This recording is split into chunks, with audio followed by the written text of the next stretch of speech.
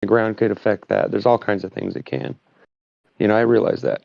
You'd need a better test of it than just doing it in your backyard. I get it. You'd have to do it in a lab with, like some kind of hole in the ceiling or something where you could control the light, and you could test, all the part. You could try to anyway manipulate the surface, the variables. You know what I mean? the surface you're testing would have to be identical in both situations. It would have to be exactly the same type of material, for one thing. And the same temperature, and then the change once it was exposed would be tested. And you'd have to do a lot of testing to get down to the nitty gritty of that, wouldn't you? Well, you just have to have some control variables, like we're talking about. The right. material would have to be all the same material, and then you would want to start it could end up being an extensive work, like different materials and all that. Yeah, then you want to start with a consistent, even temperature on both areas that you're going to test, and then as the moonlight moves across and the shade is created, and the light is created, you'd want to have, like I said, it all be consistently the same temperature to begin with and the same material. So you'd want to control those variables, I would think. And then as it passes over, you would be able to identify any change at that point. But you would have to have the controlled first, with it both being the same temperature and of the same type of material. I'm not sure if it's related, but I've noticed that when the moon's full, it's always colder out than at night. Maybe it's just my imagination, but I've experienced that. It's probably like when the moon's out. I'm sorry. Well, no, go ahead. Go ahead. No, I'm curious what you were going to say. Yeah, what'd you say? It's probably actually giving the crops some sort of a just like sun, photosynthesis. There's probably some type of moon synthesis going on. Oh, there is. I think that's already been tested, hasn't it? The fact that things are putrefying in the moonlight, whereas in the sunlight they're oxidized or whatever. There's different reactions chemically. I know there's some science that does research on it, but I don't know what it's called. And then there's also, the research they've done on lunacy and how it affects our emotions and all kinds of things. I don't know if any of them have come to any conclusions scientifically, but, they always, you hear that in school. Like, I've heard that many times in the class when I was a kid, that they would make excuses with that particular thing. Like I said, it could just have been part of deception. But you can see on the night of a full moon that people come out, like, Yeah. There's more people out. It does have, I don't know whether it's an effect of the full moon or not, but it sure does appear that it is. I mean, that's when all the crazy... It affects women, right? So if it affects women, then it affects breeding cycles. And if it affects breeding cycles, then it affects men. Yeah, it probably raises their testosterone. I don't know. I don't know. If women don't have much testosterone. Maybe they're estrogen. I'm saying, how do you know you're not being affected? Maybe that's why more people go out, because the women are out, and so of course the moon's. You know what I'm saying? Like, you can trust me. I know you can smell it, because when I'm in a room full and there's more women in the room, I can smell it, because I'm telling you, I can tell when there's women in the room that are. You know what I'm saying? I don't want to be rude or gross about it, but when women are in the room ready to breed, you can smell it. Yes, I can tell when they're cycling. The pheromones. I don't know how I know. It isn't like I can smell. You know what? I'm just saying that they're called pheromones. I always know, and it's I know. They're called pheromones. Are you saying you? But I'm an old man. There ain't a whole lot of hormones or pheromones left in there. I'm just kidding. I'm teasing. You know what I'm talking about, though, right? Oh, yeah. I do. Mm-hmm. I figured, yeah. Any man doesn't. Women probably don't understand it, but yeah. We know things. I mean, not all of us figure it out, but yeah, most of us figure it out pretty early on. All right, well, this is the end of my road. I'm off work, gentlemen, if you can believe it. Oh, so you're home. Yeah, I'm pulling up right now, so. Right on. Nice. Oh, so you don't love us anymore, huh? All right, good night, man. Take care. I hear you. You got to get some sleep, man. Good night, brother. Yeah, I'm going to look for a new place tomorrow. Oh, are you? Oh, cool. Well, that's gonna move? Yeah, we're going to Oklahoma. Oh my gosh! That way we can smoke weed every day. How far away is that for you? I'd rather not say. Oh yeah, you told me about your wife and all that. Yeah, I can relate to that. Yeah, she got kidnapped by the police. Yeah, that's a shame, So man. we're going to take that authority out of their hands and just move to Oklahoma. That's it. It's the best way to go. I agree with it. That's what I'd do. I'm Because when surrounded she gets here to where I Oklahoma, she live. can get a multi-pass. The Yeah. cop's going to be like, "You got marijuana? Multi-pass." Yeah. Yeah, I'm surrounded here, and on one side Nevada and on the other side Colorado. It's both legal for recreational in both states. Hmm. You just got to have a whatever minimum quantity or whatever to prove it's only for personal use. Other than that, you're good to Well, go. in California, for a while, it was you had to have a prescription, and so I went online and I got one. You know, I got a doctor to prescribe, and I even talked to my regular doctor, and he said he wouldn't prescribe it to me, but he didn't have a problem with it because of the conditions that I have. And I said, all right, well, then if you don't have a problem with it, then it ain't gonna get me in trouble. So I went and I got the thing and I started smoking. Now I don't have to. I don't need I don't need that because now it's legalized. But I don't know if it's like that in the state where you were at. But yeah, either way, if you get pulled over by like a sheriff or something, it's a federal offense. Don't matter. Where I So live, yeah, it's only for medical purposes only. It's no recreational use. They say. right. But I'm surprised. What is it? Just more difficult to get a No, they got prescription? dispensaries. They got dispensaries here, and no, you can get a. You just got to make an appointment and just go in, and you can't sleep or Oh, I see. whatever. But this happened, this has already happened. So it's like, and so yeah, I got what you're saying. So you guys are under pressure, and then the cops are probably just waiting for you to see your. Yeah. I can sort of get where you're going from. I mean, I'm not saying that's what you're going through, but I'm saying I can only imagine that if you're wanting to move over or he's wanting to move over it, it'd be a big deal, right? Like he must have been pushed pretty far or something bad or something. Like I don't know. You know what I mean? No. Well, I just can't imagine me uprooting my family, and moving to another state, even if it Oh, was nearby, unless there was a good reason for it. you're talking gibberish. I know, whatever. I'm just teasing you, brother. I know you are. I am getting tired, though. My wife keeps yelling from the other room, and I don't know if you can hear it or not, but funny how they get rowdy. What the fuck was that? Fucking crackhead. That's a mating call. The crack villain. The crack villain mating call. I wonder if that's him snoring. Don't beat me like that. I don't like being beaten like that. They touched me here, and he beat me here. It always hurts when you hit me in that way. I know language isn't a physical weapon, but it still hurts.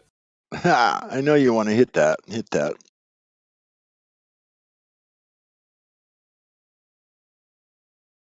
Different kind of hit. Can't have I any must say. pudding if you don't eat your meat. We're an electric universe. I'm sorry. Go ahead.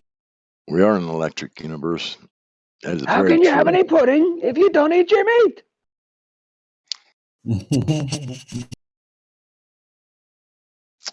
How in the world?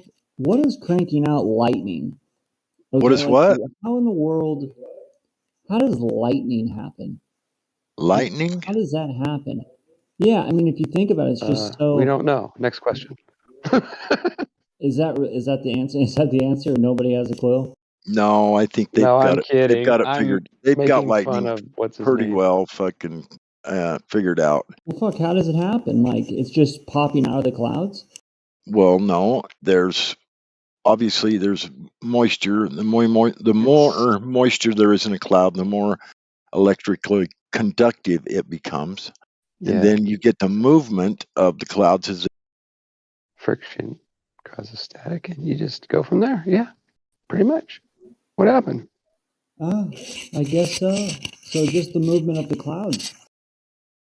Well, it's a lot of things. It's the air moving too. It's rolling, the air that's rolling that gets rolled underneath the clouds, above the ground, especially very, very flat areas. Like in the desert, it's pretty flat.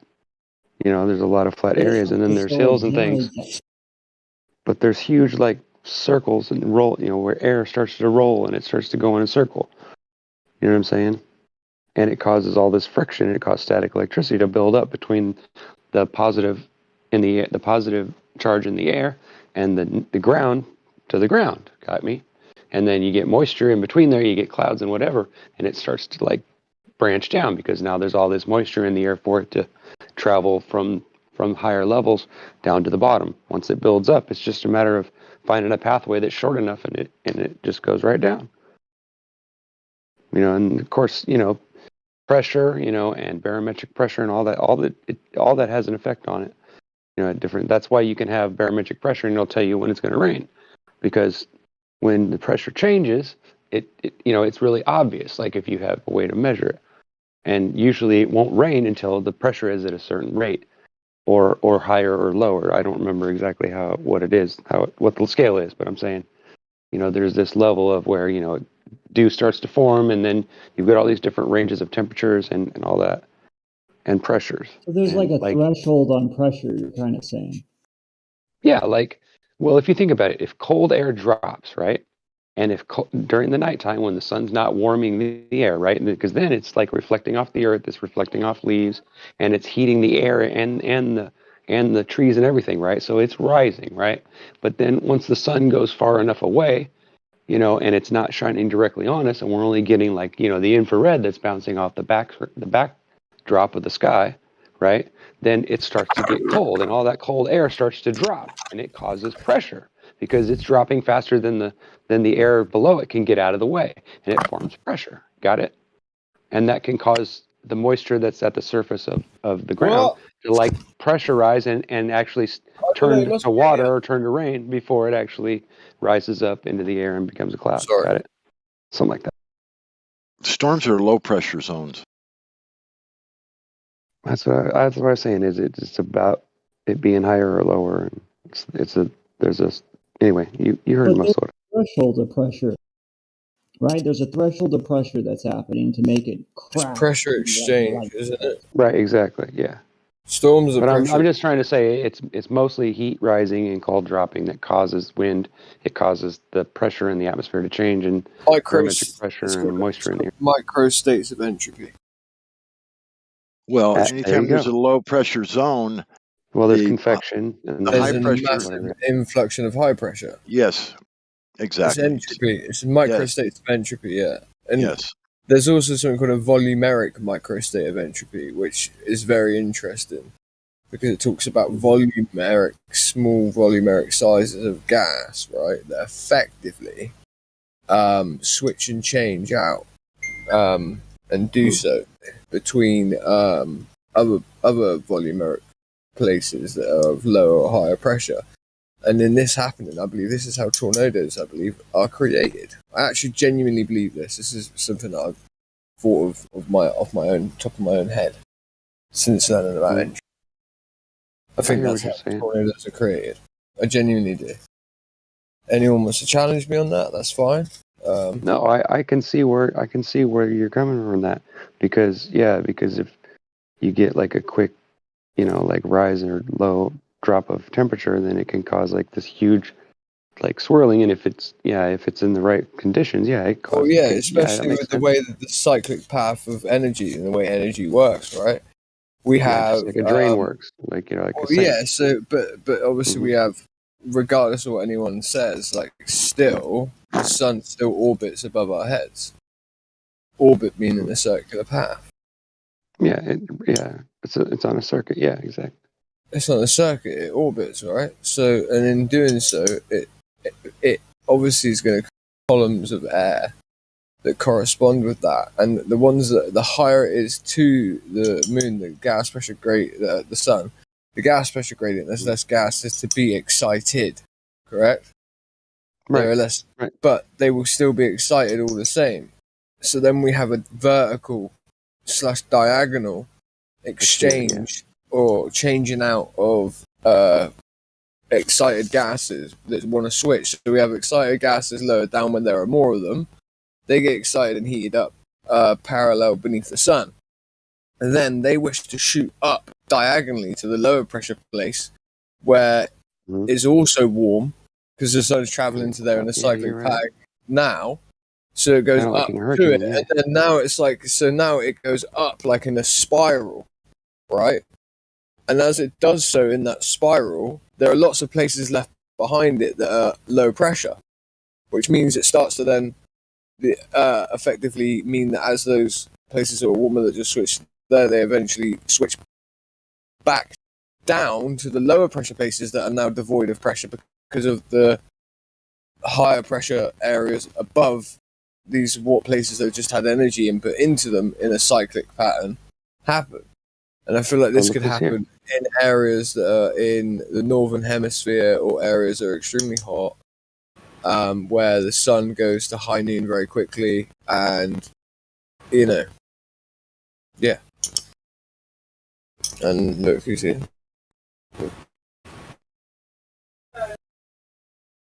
Yeah, I know I went out earlier.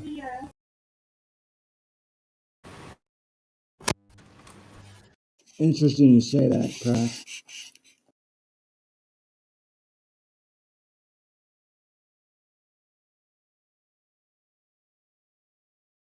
Because doesn't magnetism operate in a?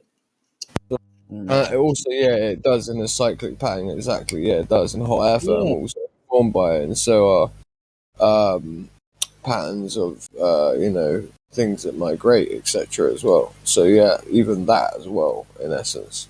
So there's an electric currency at the same time, which would be another form of energy input into those gases that I believe would aid that entropy in a cyclic form like that. And that's how I feel like storms are created. Yeah, that would. It's like all those different changes and all those different reactions mixing together is what causes weather.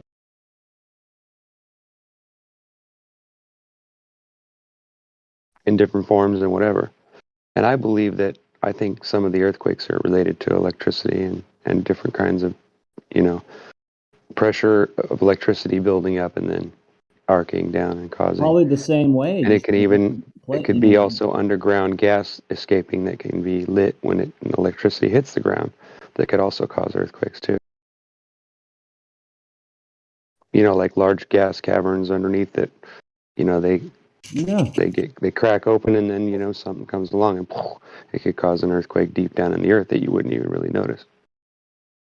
Well, I heard. I don't know if this is true, but tell me what you get.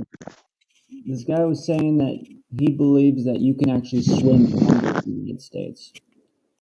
Swim where? What? No, not swim. You can go under. I don't know if you could swim.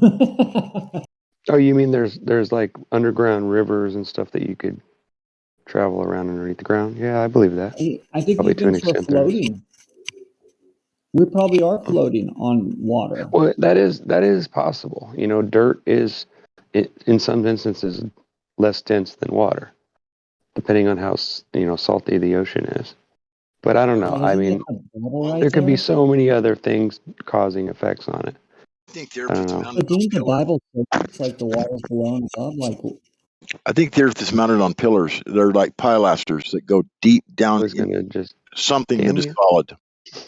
That would be my take, but I don't know. But if the Earth is mounted on pillars, they would act as pilasters, like they drive to the bedrock. You drive a pilaster into a bedrock in the ocean, and then you can build a bridge on these pilasters. That's why the bridges don't ever settle or move, because the pilaster is driven all the way down until it hits bedrock, solid bedrock. So you're seated upon a rock. And so if the Earth is mounted on pillars, my opinion is that it's a very similar situation. These pillars are driven down or go down into something that is solid and firm, and that's why we don't move.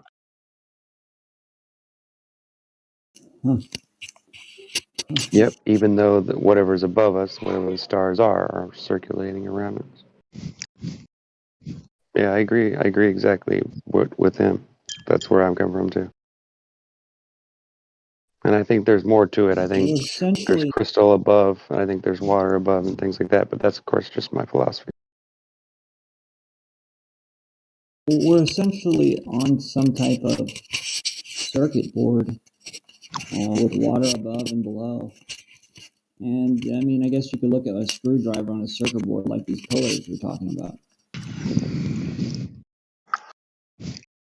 Well, I'm just going off what it says in Scripture. It says that it's mounted on pillars, has a foundation. Foundation would be what the earth itself sits on, and then the pillars would then the foundations would sit on the pillars, and it would make that so that they were driven down deep into the great deep to where they essentially are driven into bedrock or something frozen solid, maybe like ice, so that it's very strong and Bedrock is have a cannot be mineral. moved. I mean, that's just for me. That's what makes sense. Is all. I mean, pillars and pilasters are, I think, are probably synonymous with one and the other. That's how you build a bridge in the water. You drive these pilasters until they hit something very solid, which is called bedrock. Then you can put weight on them and they won't move. But they're just drive them down. The They Bible don't. tells you to build your house on a foundation, or attach it to a It rock, must be or massive. to sow your seed upon a rock. It even says that. There's all references to that. You know, there's because it works both ways in personal life, and when you're family life, and it also works that way too. It's kind of interesting, right? It must be massive, these pillars, right? Yeah, you would think it would have to be. Yeah. And if you just add in to all this other, Wait, reactions in the air, you add in the ley lines and all these other kind of things these different other anomalous things that happen. I mean, there's so many things that could affect not just the air and the way we see through it, but also, could affect the way the earth moves and all that. I mean, the way the ground moves and shakes and, that kind of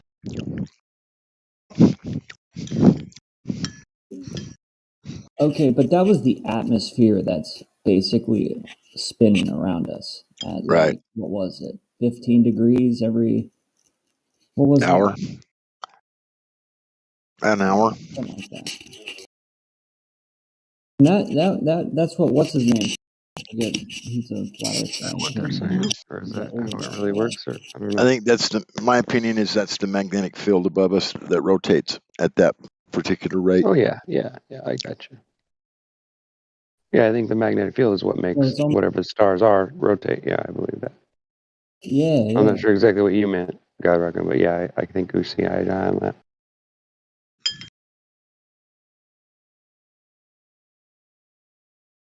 But I did something. I Well, did in the this magnetic little field. experiment.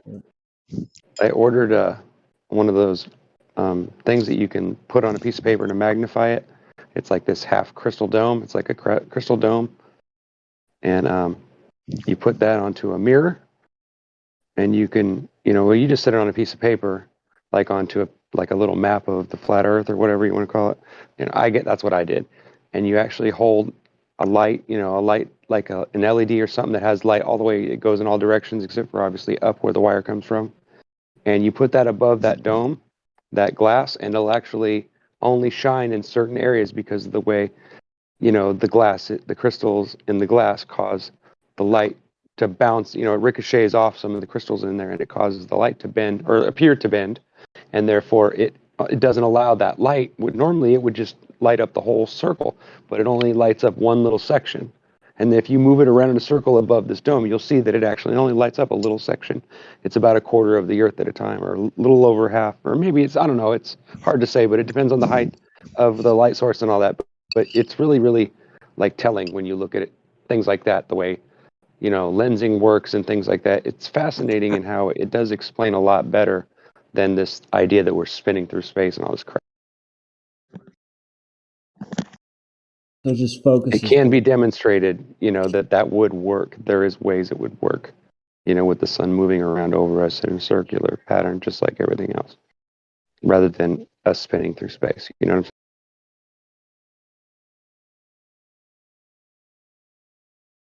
No doubt. definitely something to consider if you're going to take it seriously. You know what I mean? Well, in my opinion, that's what I had to do. Is I had to eliminate all those other ones and figure out which one was right. But so wait, the idea is basically you can drill down, and at some point you're basically going to hit water.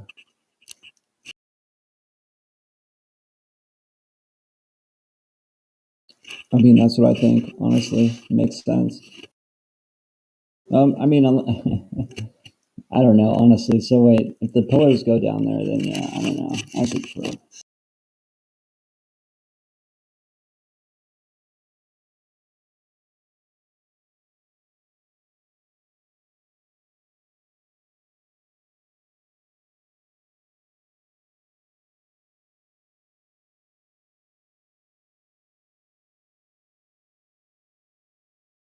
I'll be probably listening for a while, but I gotta stop talking. I gotta go lay down and get some sleep and spend some time with my family before it's full bedtime. So I'll be in here listening, but I gotta go.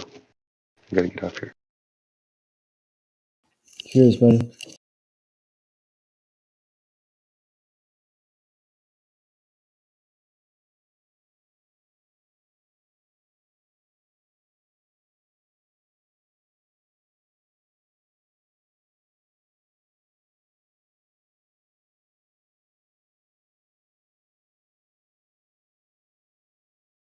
Let me ask you guys: has this idea been validated? That because the thing that was interesting to me was the how the stars are rotating around Polaris, but the globe debate is there's these stars rotating down the southern hemisphere.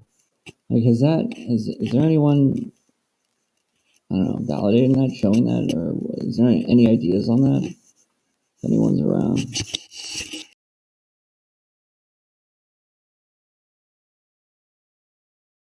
I can't answer that one. I don't know everything. That's a bothersome question they keep throwing at us. Oh yeah, there's this southern hemisphere, different star trails rotation going on, and it's like, I mean, I've seen it only on through YouTube and whatnot. I guess I'm just gonna have to go down to, I don't know, Portugal or something, or just somewhere. Yeah, you have to go down. I hear where you're coming from. I think it's merely an optical effect of the dome. That's my opinion only. It's a reflection of the rotation of the stars in the north. Because basically, there's not a single star in the sky that moves any other direction besides from west to east. They all rotate around Polaris, all of them. And when you see I them, would agree, right? They would be in two different. I see what you're saying. It probably is, actually. That makes more sense. I can't confirm the source, and but I have seen lights in the sky move different direction than the stars.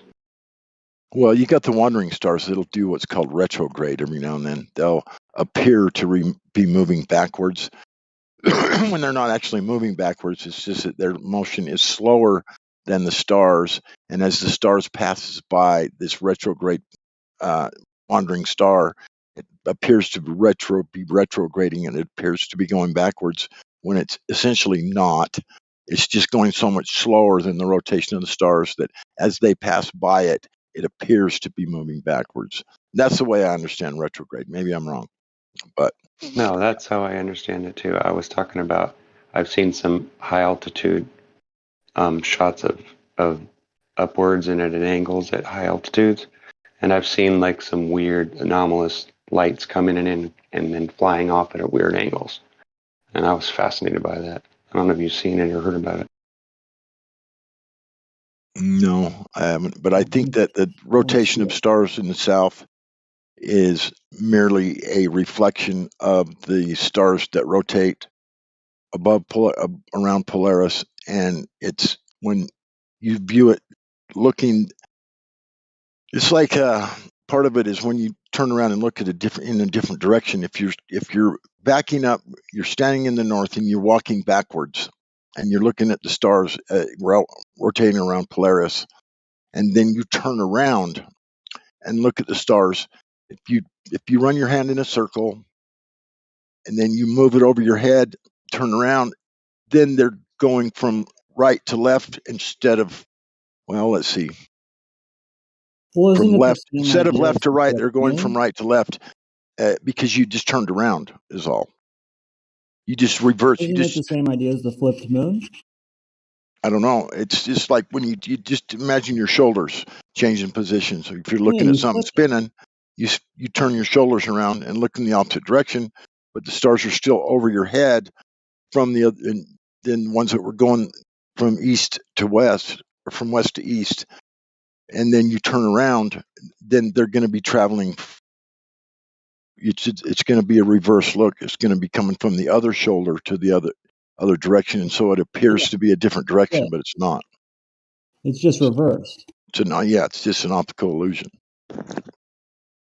because we're looking at the same stars, Yeah. correct? Yep. Okay. God, that's what tripped me out. I think that's the idea that tripped me out. We're actually looking at the same stars. It's like the moon. You go to, I don't know, Australia and it's like flipped upside down. So that would make perfect sense as to why Yeah. the stars are the exact opposite, right?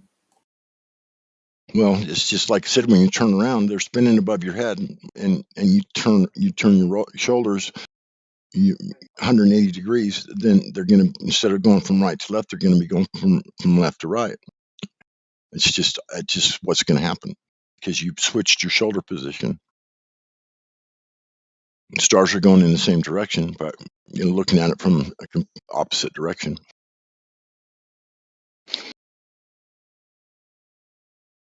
Wait, it's going from left to right. Yeah, spin. Take your hand, put your hand above you, and spin it like a clock. Spin your hand like a clock, and then keep your hand spinning that way, and then walk under your.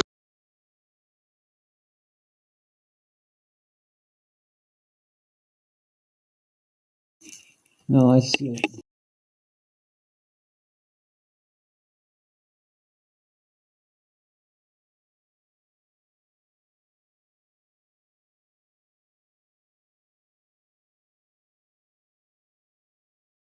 The best way to do this is just turn your fan on and go to the opposite side.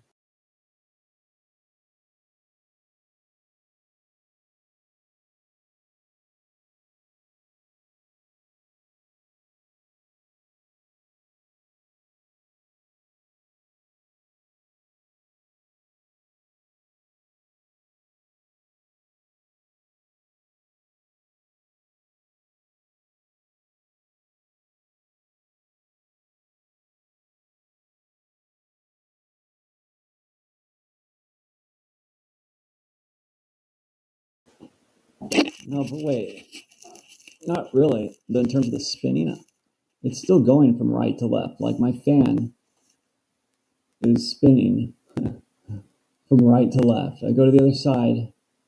Well, I guess it's just the way I'm looking at it. I don't fucking know. But it's still right to left, even though it's flipped. Right?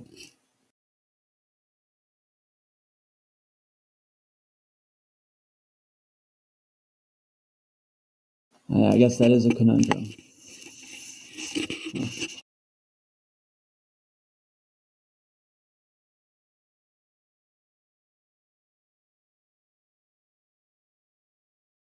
But maybe you're right. It is like some kind of reflection.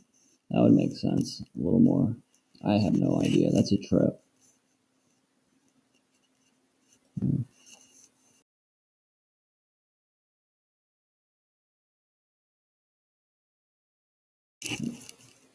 No, you're actually right, God Rockin'.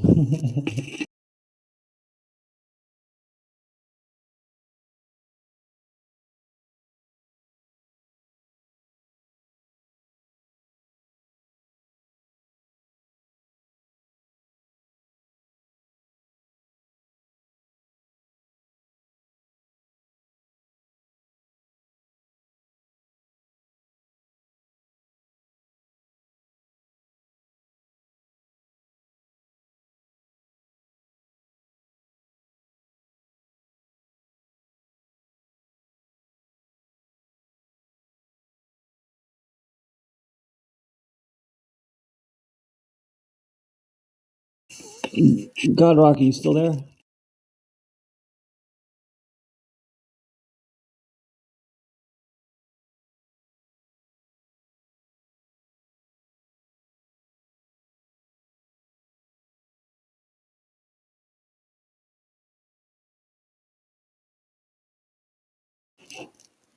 he just disappear? What happened?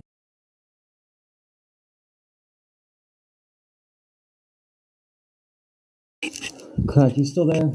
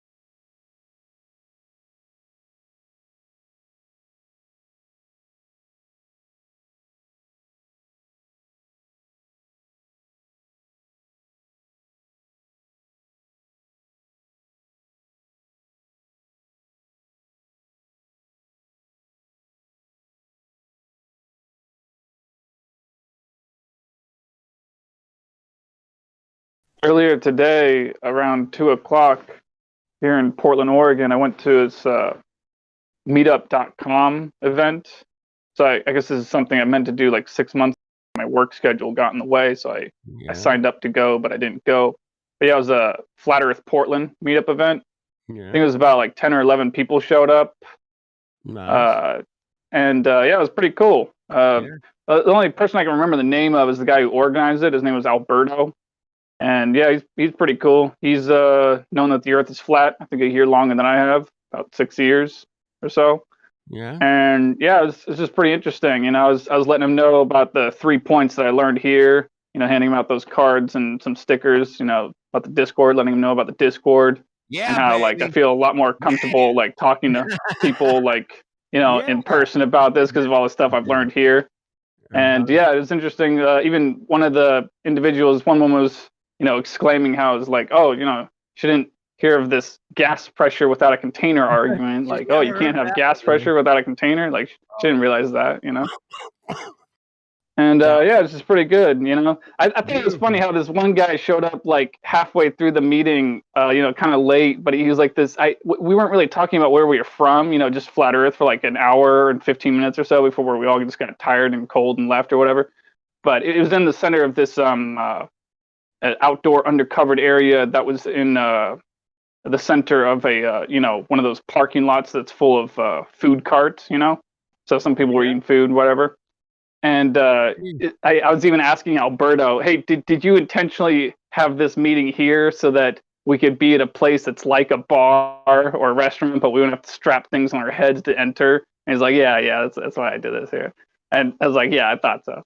And what was funny about that also is that this one guy showed up who was sort of a normie, sort of a glober. And yeah, he was actually, there for the Flat Earth meetup. Right. But he himself was not a flat earther yet. I think he was kind of on his pathway, but we were like talking with him, basically have the mainly a debate between him, Alberto, and myself, like kind of in front of everyone else. And it like after he left, and there was still a few of us talking, like we were all like basically saying like, wow, we got a lot of respect for that guy, because I mean it's one thing to be behind a microphone and do that sort of thing on the internet, but to actually not be a flat earther yourself, but to be trying to learn more about it and to actually go to a meetup of flat earthers where you're the minority and everyone else is a flat earther, like we're like basically saying like, yeah, we have a lot of credit for that guy. Like, give him a lot of credit for that. Hey, listen. But yeah, it's funny. Listen, man, that's the same thing that happened. The only reason Matthew is in here, Professor, is because I went to one of those things, man, and said, hey, man, Earth's flat. Check it out. And he showed up.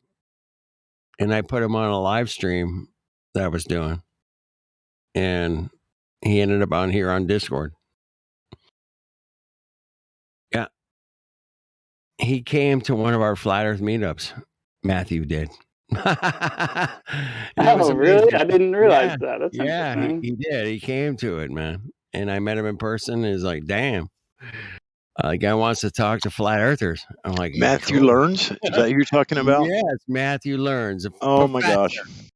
That's how he got here, man. I'm telling you, man. It was because I was doing a live stream on the beach at a Flat Earth meetup in 2020.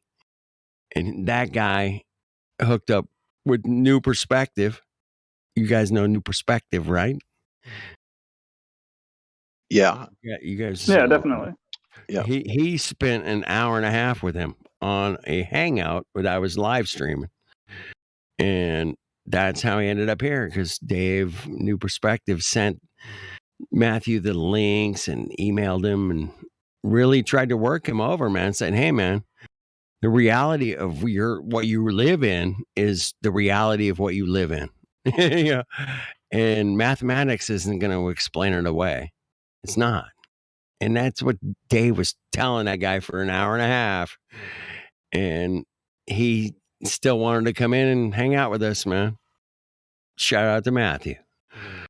The reality of what you live in is the reality, man. Do you see any curvature, spin, shootings around the sun? No, you don't see any of that, bro. You don't see spin.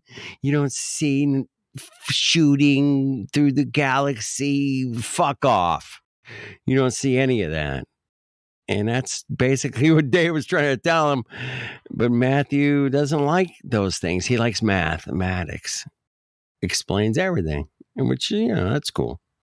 Mathematics is great, man, in the right place. But, it's not the be all and end all of where we actually live, next to the trees and the ocean and the sky and the lights in the sky. Lights in the sky. There are lights in the sky that move. I know that for a fact. Do you guys know that for a fact?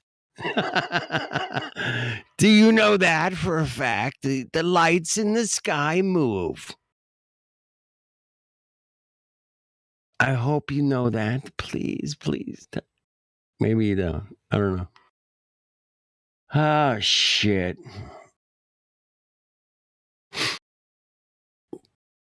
This place we're at right now, man. It's new territory, man. It's some new territory, I'll tell you. Something funny though about that meetup thing is that Glober guy, I didn't realize he was a Glober at first, since he was just sitting down with everyone else, and essentially everyone else was a flat earther. Except no, there was this one other guy who was kind of he wasn't on the fence. Like, he said that he didn't think the Earth was a globe. He's just kind of still trying to figure it out. And that was actually the son of one of the women there. So there was like this 16-year-old or something, 17-year-old teenage guy who was the son of a woman that was there, and she was a flat earther, 100%. But she was like kind of having trouble like breaking that brainwash in her son's mind and everything. And so like I was like asking him, like, are you still in school? He's like, yeah. And I'm like, okay, here, take all these. And I like give him a handful of cards, like, give these to your teachers, And so the thing is, this other guy though, the regular Glober guy that we were talking to, he was wearing one of those face covering things, and like while we're sitting at benches out in the open, He was wearing and so like I'm like turning to him all casually as everyone's sitting down and just getting acquainted and everything. I'm just like turning to him all casually and being like, what are you wearing that thing on your head for? You're like, what's that for? And he's like, I was just used to it or whatever or something, or like, I don't know, it's just something, I don't know, just wear it or whatever. And he actually takes it off for most of the time and then puts it on before he leaves or something. But he's like took it off or whatever. But it's just thought it's funny. I was like asking him like, well, do you believe in, not that I was trying to get off topic or anything, but I was like, do you believe in this Miley Cyrus theory that's moving through the air from person to person? And I was like going through, I was like explaining like, there would be potentially someone going through the scientific method to validate this claim of Miley Cyrus moving through the air, from person to person. And I was like explaining to him the scientific method, and like, I was asking him like, do you have any evidence for this? And he was like, no. It's like I don't mean to dwell on it, but I mean, come on, we're out in the open, we're not even indoors, man. Like, come on, breathe, man.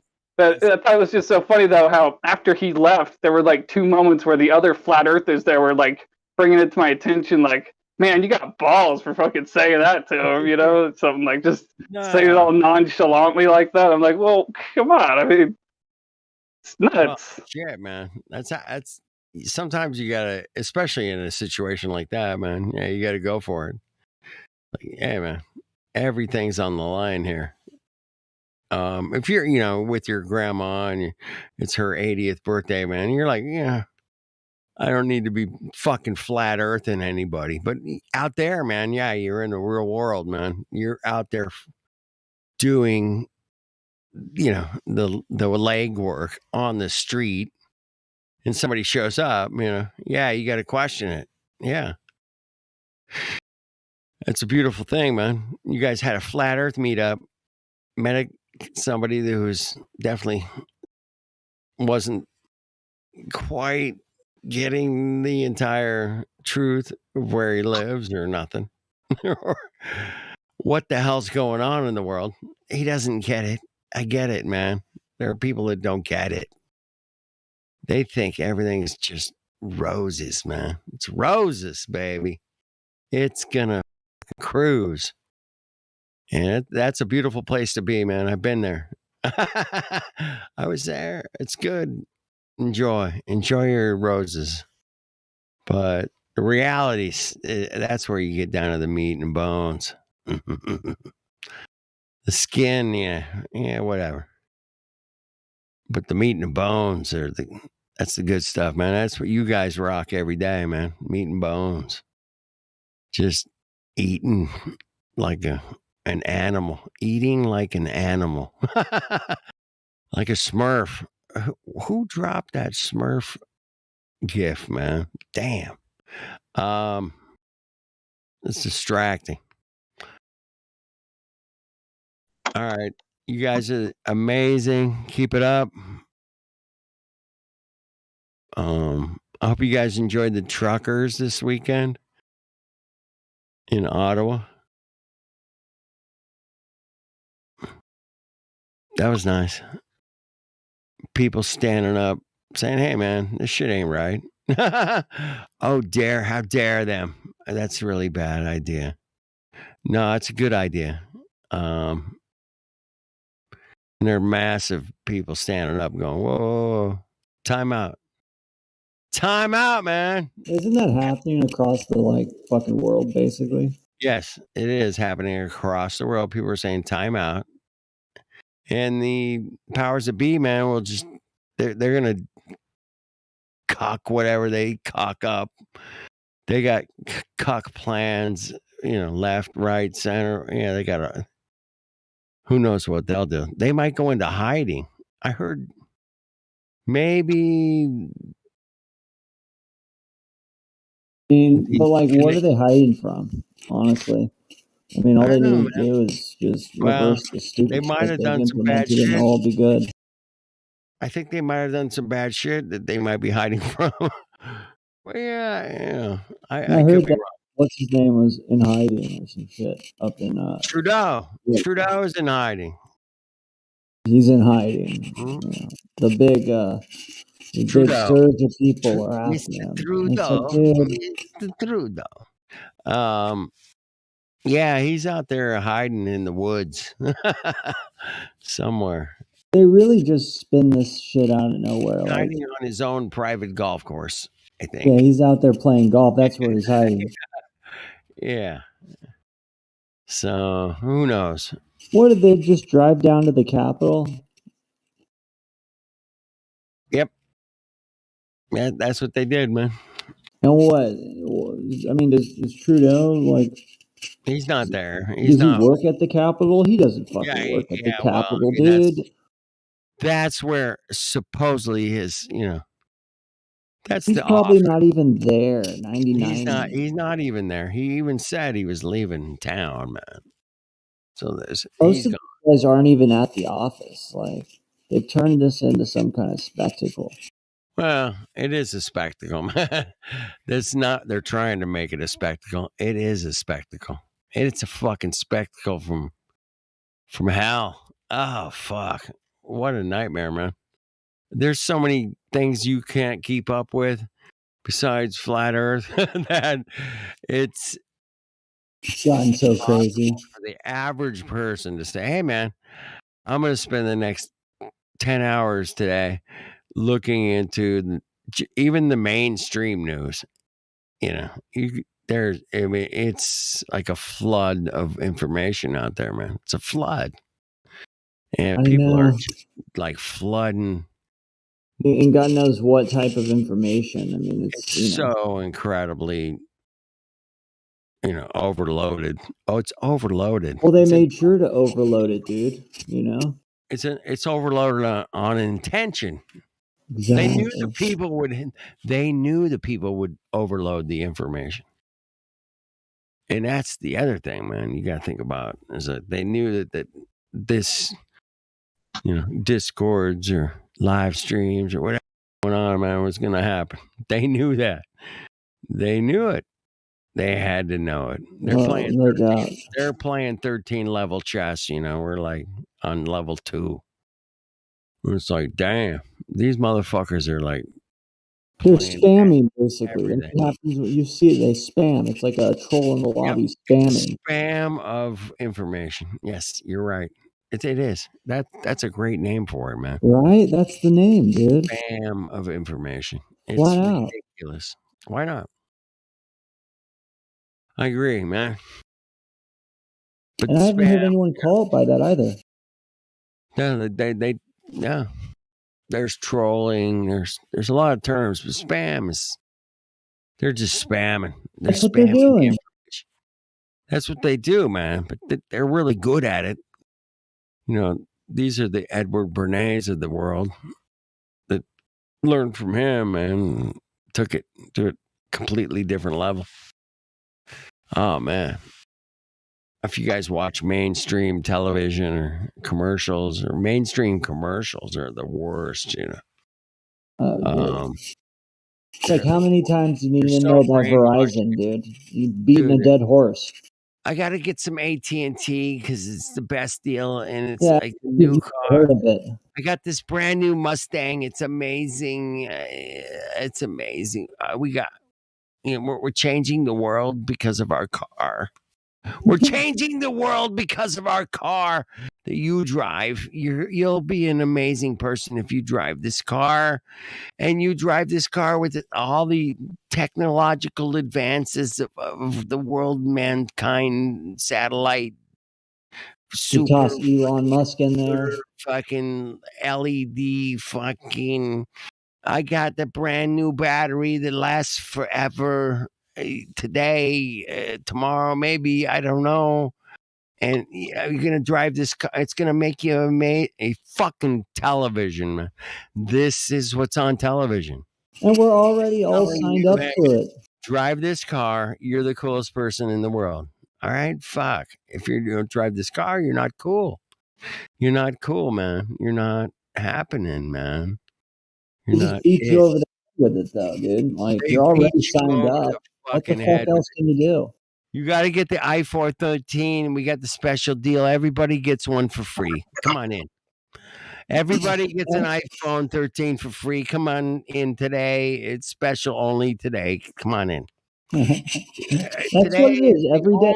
Day you can get the iPhone 13 plus the headphone earbud things, the Bluetooth. I don't know.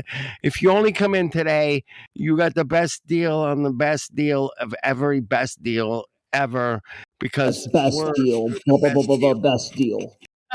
It's like, oh, fuck off. Best deal. This is what I take away from mainstream commercials these days, man. I watch a few, just kind of keep an eye on them.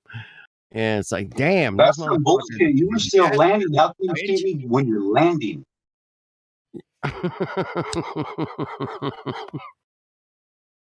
Exactly. That's some fucking bullshit.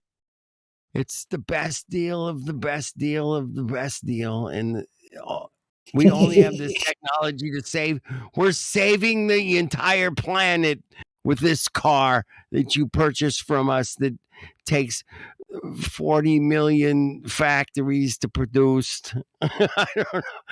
Fuck. These cars take so much to produce, man. I hope you guys know that, man. I mean, the amount of iron ore, fucking composite, fuck all. Yeah. Plastic. That's another thing. Are all these? Have you ever been to all these mines that are out there? Like, it took. Yes, I have. It's incredible. They dig these mines down deep, man. Deep. Yep.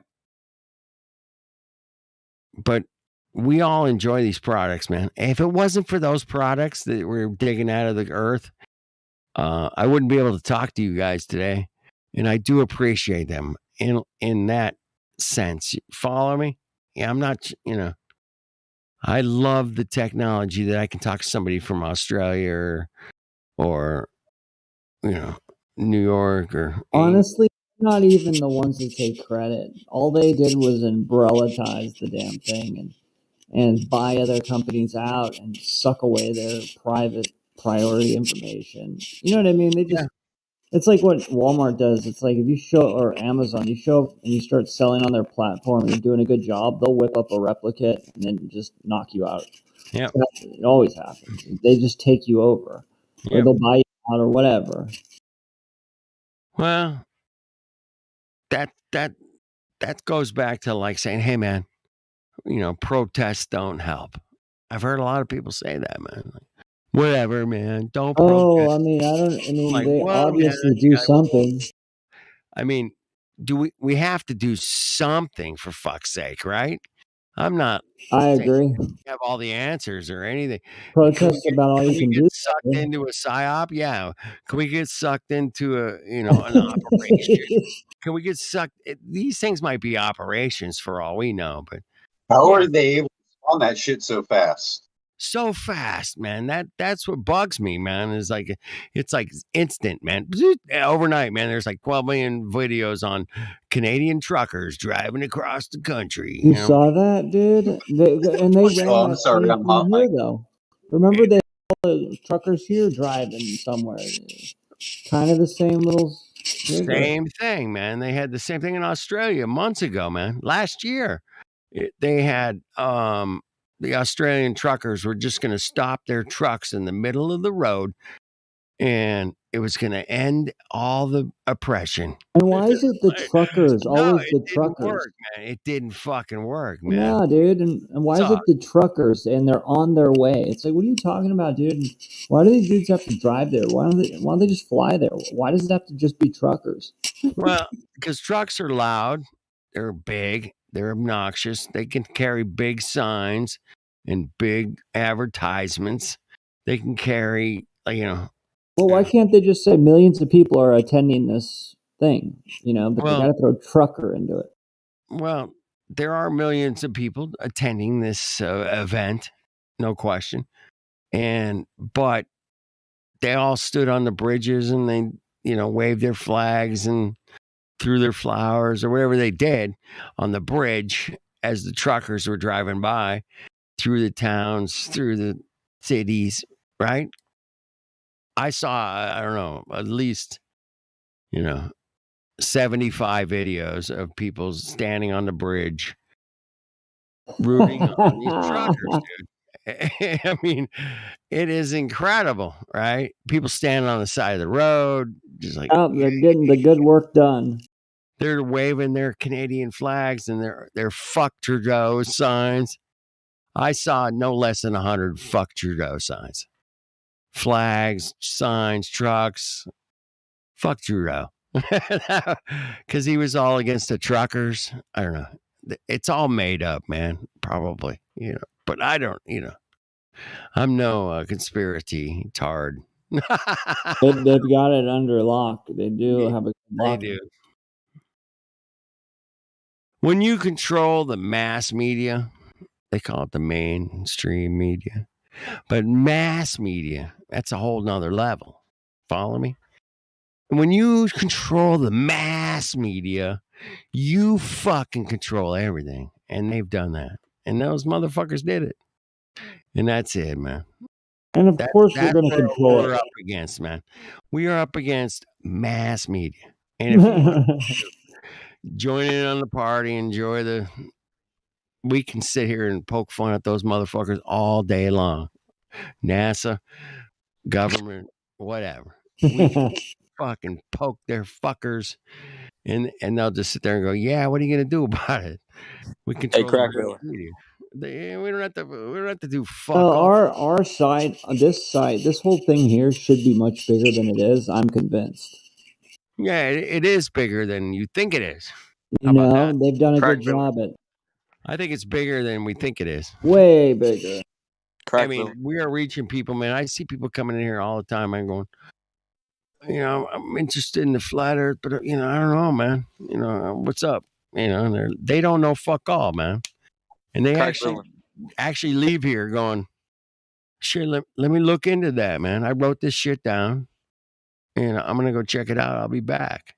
That's all we can do, man.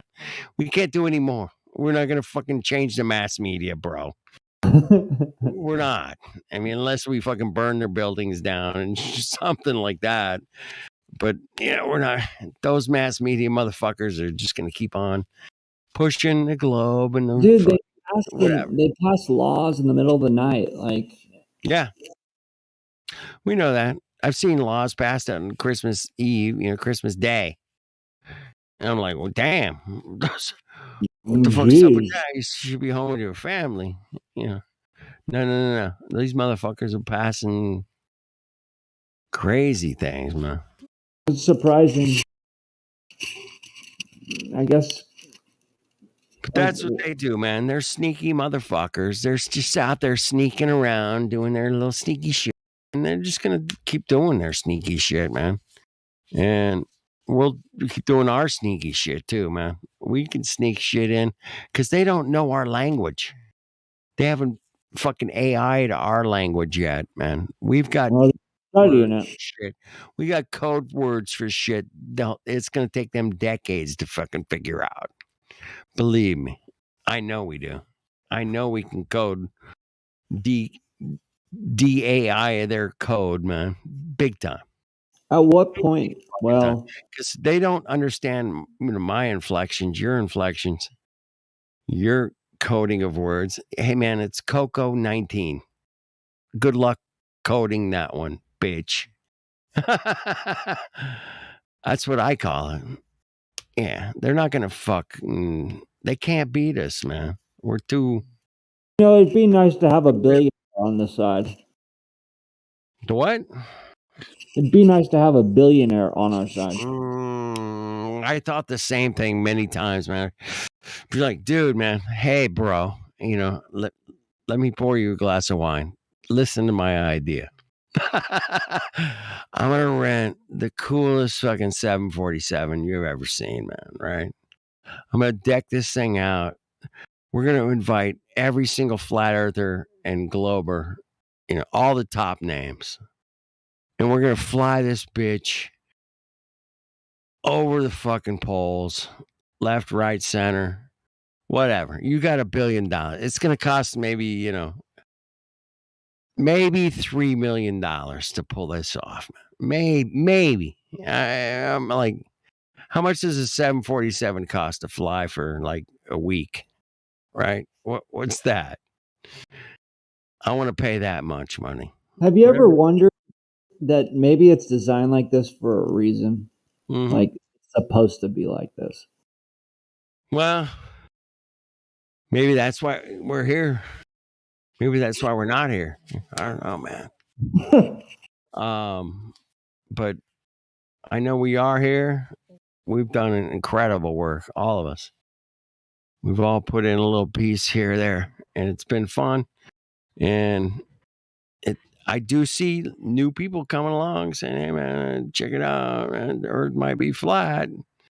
It's like, yeah, it might be because you live on it and you might be able to check it out for yourself. If you live on earth and you're not able to check out that you live on earth, you have a problem. I'm telling you, you guys got a problem, man.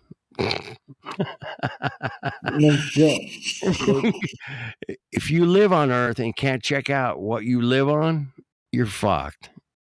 That's all I'm saying, man. It's like building a guitar. That's what I do, man. If you don't know what you're building, you're fucked. You got to know you're building a guitar. I'm not building a fucking ukulele. I'm building a guitar. Oh, okay. It's different. But if you live on earth and you can't check out where you live, with your own two eyeballs and senses, all those beautiful senses. How many senses do we have? Exactly. Is it 5? They say. Is it the 7, 6 senses? 6 senses, right? That they love 6. So you got your smelling. Yeah. You're right. I didn't think about that. We got smelling. We have tasting. Oh, that tastes good. We got hearing. Oh, I like the sound of that music. It's beautiful. And then we've got seeing. Oh my goodness, that's amazing. And we got feeling, right? like vibrations and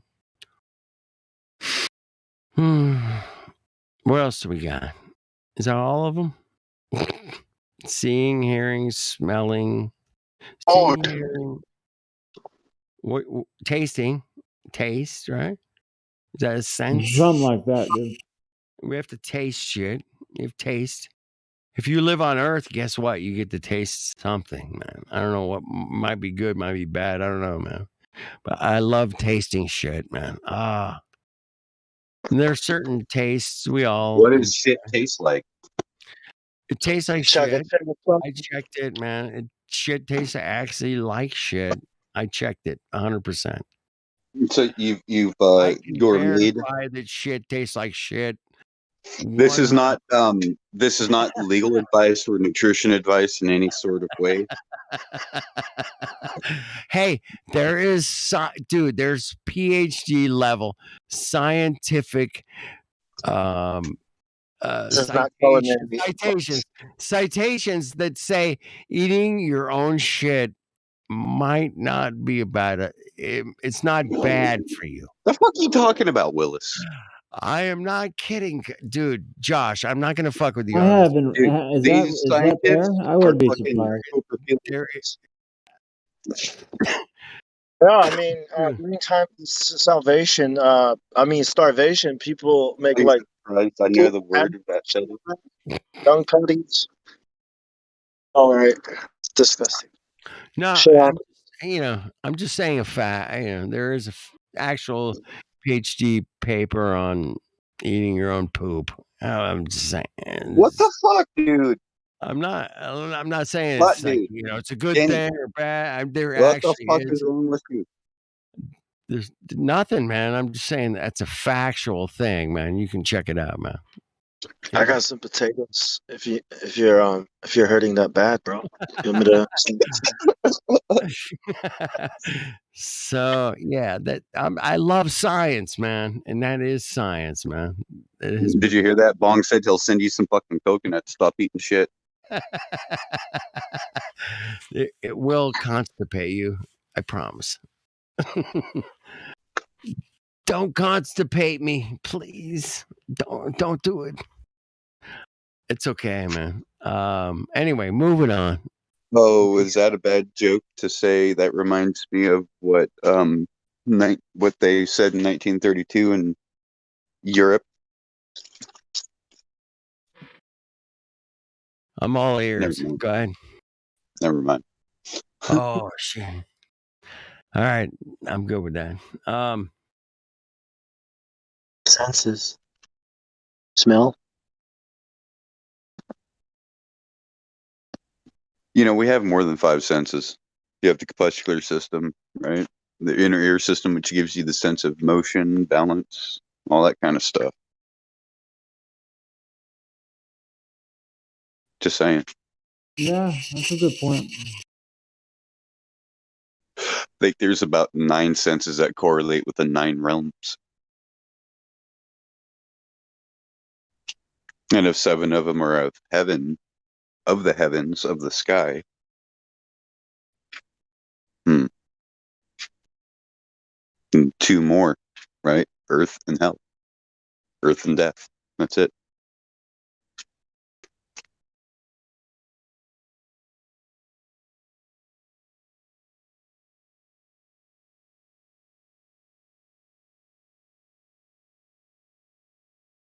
Reload.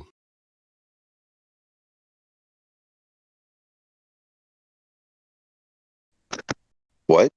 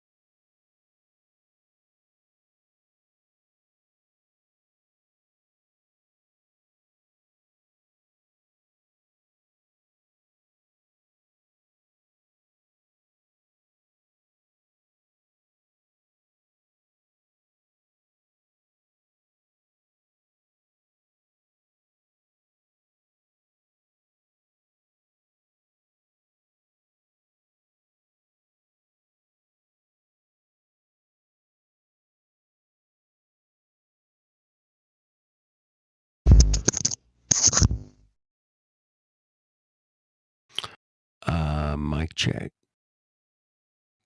1, 2, 3, 4. 3, 4. Check it. Check it out, man. Listening. How we doing? Good. Hey, God. How are you, brother? I'm doing just fine. How about All yourself? right. Good, man. How's Utah? It's warming up slightly. All right. Got a lot of winter left, man. 2 months. I think we need it. We need some snow in the mountains. It's really sparse here this year. Sparse here too, man. So yeah, we need more. We'll take Yep. more. We often get storms in February and March, and they dump heavy on the mountains. So hopefully they're coming, because otherwise we'll be a little short on the secondary water. We have 2 systems here. One's like non-potable. It's for like watering your lawns and stuff.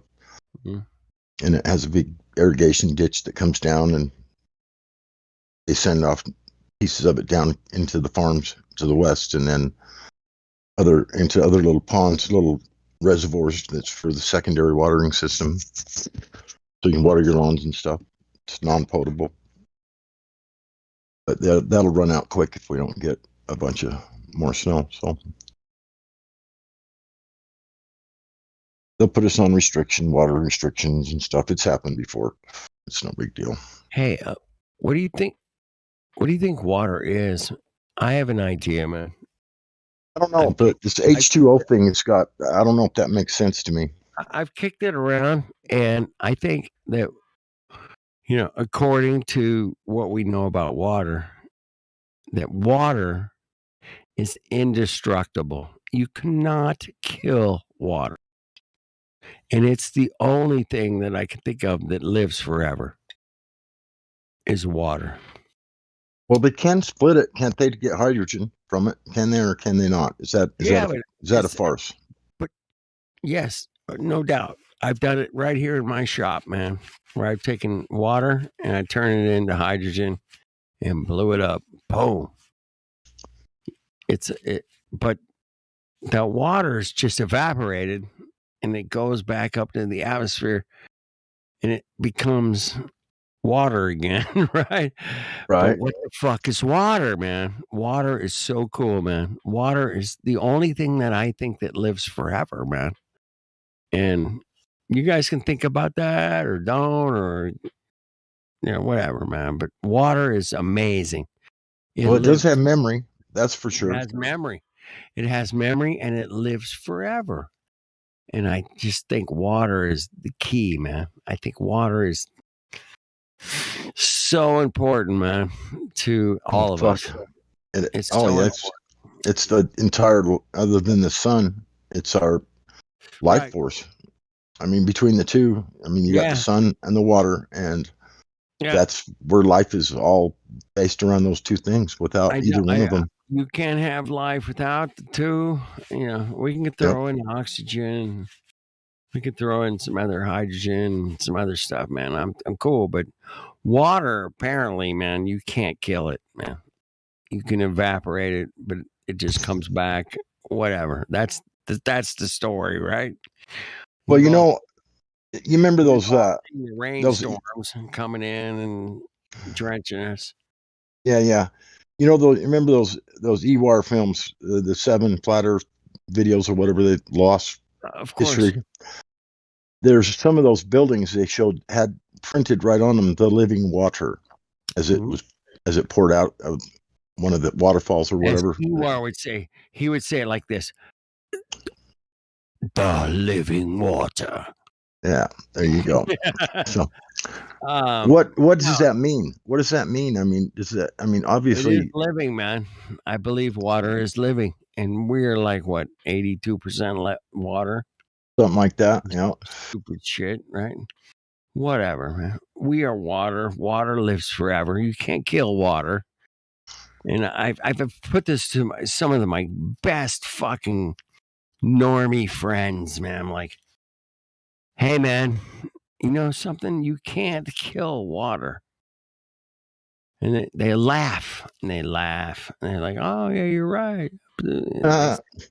They start to think about the physics of water, and how dare you think about the physics of water, because it's everything we've been taught is that this water evaporates and comes back down and that's why we have rain. How's this for a scenario too? I've often thought of this. Now, hydrogen is supposedly the most volatile substance that we know of. I mean, it's like very explosive, very, very volatile. And Very volatile, man. when mixed with oxygen, you put oxygen and hydrogen in the same environment, all it takes is one little spark of heat. Almost even just sunlight will ignite it. Yeah. Because it's so volatile. Right. And now, if water is hydrogen and oxygen, the two most volatile substances when put together put out all fires. Yeah. What the fuck is that? So let me get this. Explain that to me, please. Let me make sure I got it straight first. So hydrogen and oxygen together create water, but when you separate them and you put them back together under a flame, you get something very explosive. Yes, and when that explosion takes place, what is the byproduct? Water. Smoke that one, man. Yeah. Yeah, exactly. It goes back to the atmosphere and becomes water again. That's what comes out of hydrogen cars. When you've got a hydrogen engine in your car, the exhaust drips water. Which I've seen it with my own two eyes. God, that's the exhaust. That is the exhaust. I've been behind a hydrogen car and going, the thing's just dripping water. Look at it. Yeah. Right there. It's dripping water. Yeah, and that water is evaporated and becomes water again. I love it, man. It's the most coolest physics I've ever seen in my life, man. It's water.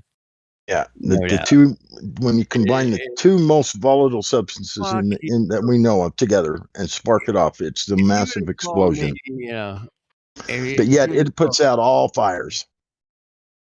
Dude, if I could take water in my own kitchen or whatever and create a gas called hydrogen by just adding some electricity to the water, basically, right? Yeah. I'm not sure what that process is, but they do have a process that separates it. I've done it. I've done it myself, man. You just add, it's electrolysis, as it's called. You positive, negative in the water creates these bubbles. These capture the gas from the bubbles. Those gas bubbles are in the container, and you transport that container of gas bubbles to a pressurized tank, whatever. You can just basically what Flat Earth Dude is saying is he was in the bathtub with a pair of goggles. I was in a bathtub with two weeds off a battery. I was blowing bubbles. I was calling it electrolysis. What if I farted in the bathtub and it caught on fire? What would I do? Yeah, well, that's how you I thought that's how you created your pressurized container. I guess I'd just splash around a little bit, I guess. I don't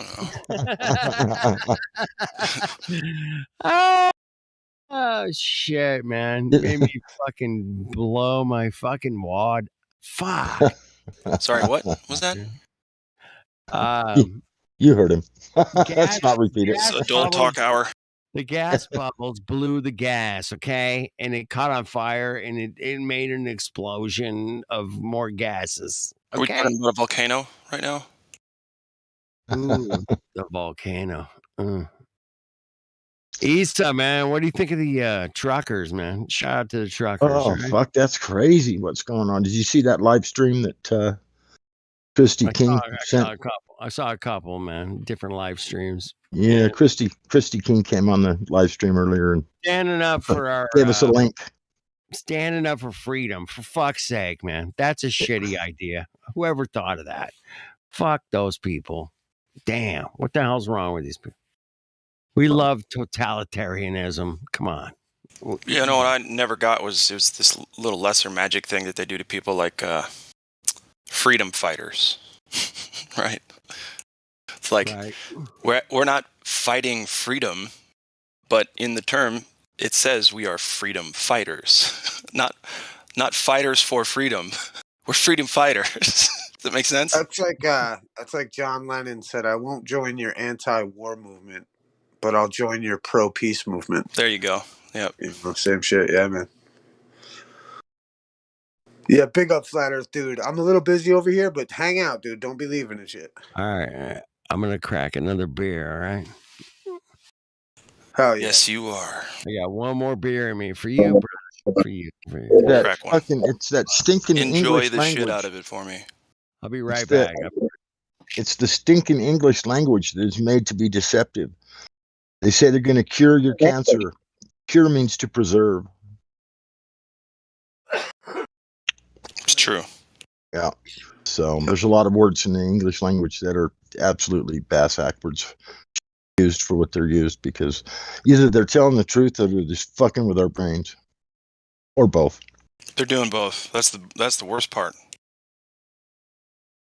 I dare say a man wouldn't get any woman if he didn't know and he had a language play.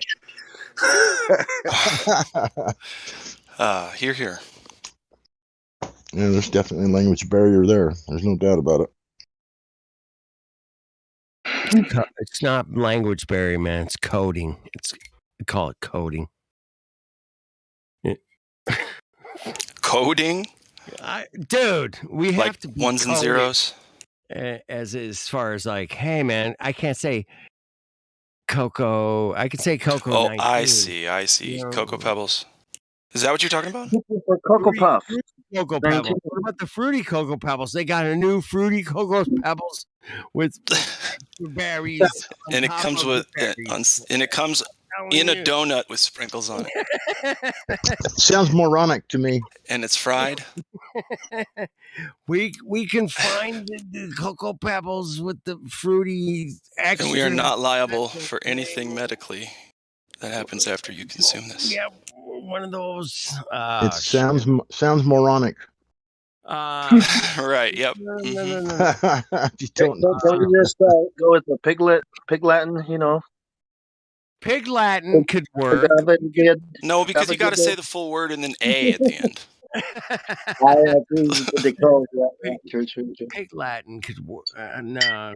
How about we just make up can we make up our own from our own imagination of? Hold on. Are you starting to talk about writing your own language right now?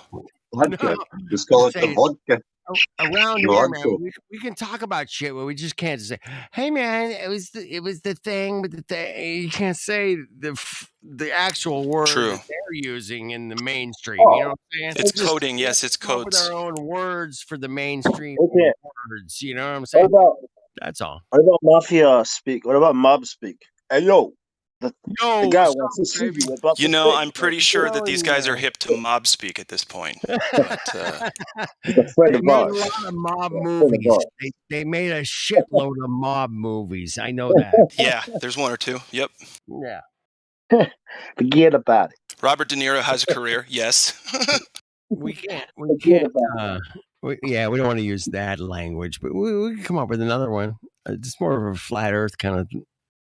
What about HTML? Let me just get this straight, though. We're talking about a new language that you speak, right? Well, coded language. How about it's not, or we're just rewriting. I think you're splitting hairs. It's a language. Oh, okay. Fuck. Okay. I'm gonna call Guido. Languages is people can learn it, man. That's the thing about language. How about a slanguage? You know, there we go. Language. A slanguage that gets past the censors. You know what I'm saying? Yeah. Is there a cure for Cocoa Pebbles? That's a total Glatt came up with that. Sean came up with that. What did I do? Cocoa Are you Pebbles. talking about the Oh, cereal? the Cocoa Pebbles, Cocoa Puffs. Yeah, I I like was Cocoa Pebbles better because the cereal's better. You mean But- the preservation? You're talking When the preservation, the curing of it? Yes. Yeah, that's the preservation. Have you found a cure? Yes, salt. Yeah.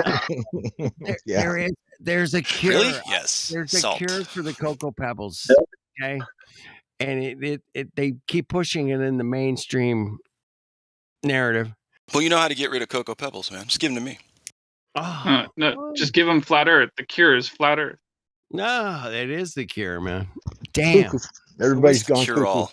Cure all lotion. Flat Earth. Cuckoo for Cocoa Pebbles. Get some at Costco today.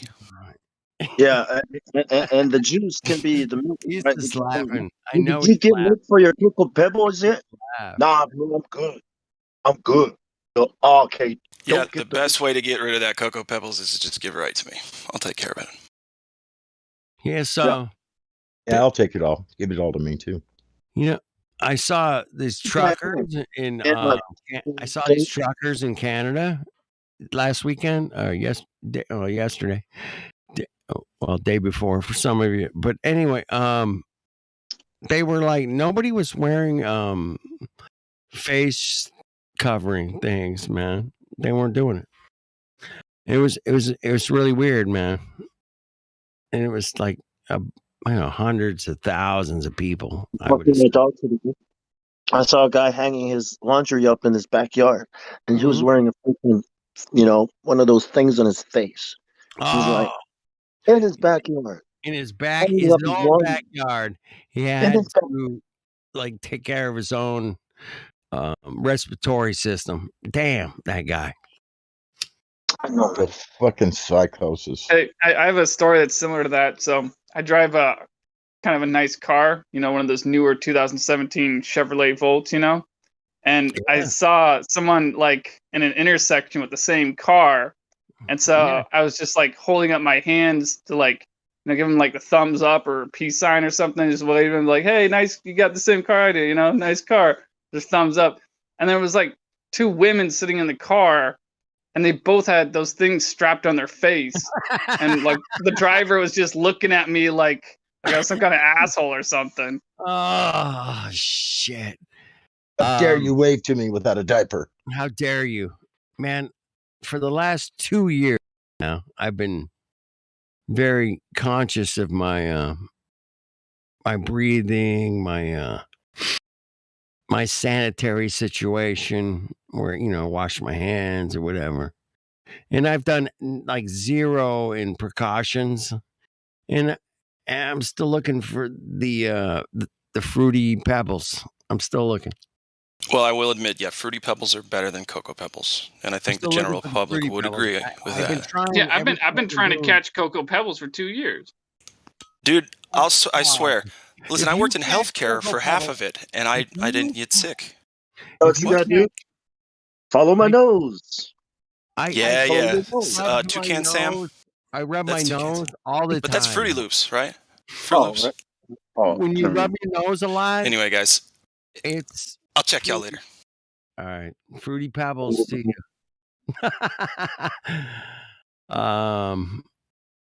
Is Issa still here, man? Did you leave us, Issa?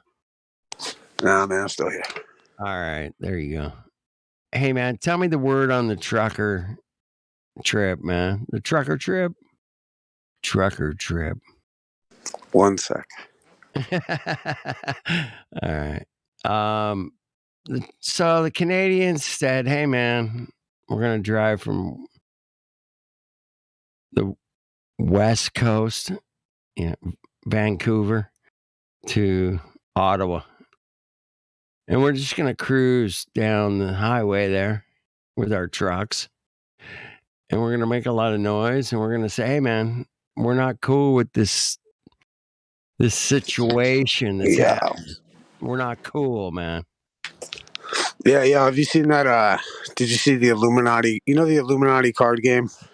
Of course, I saw the Illuminati card that predicted the trucker convoy. Right. Yeah, there's the Yeah. Illuminati card with the trucker And I saw The convoy. Simpsons, and But you know what? The thing is, though, I mean, I'm not a, you know me, dude. I shoot all that Mhm. shit. Me too, man. Like, you know, I mean, the only problem is what I've been saying from the gate is that when you do these protests, like I would much rather, or forgive me, I think it more effective to understand law Right.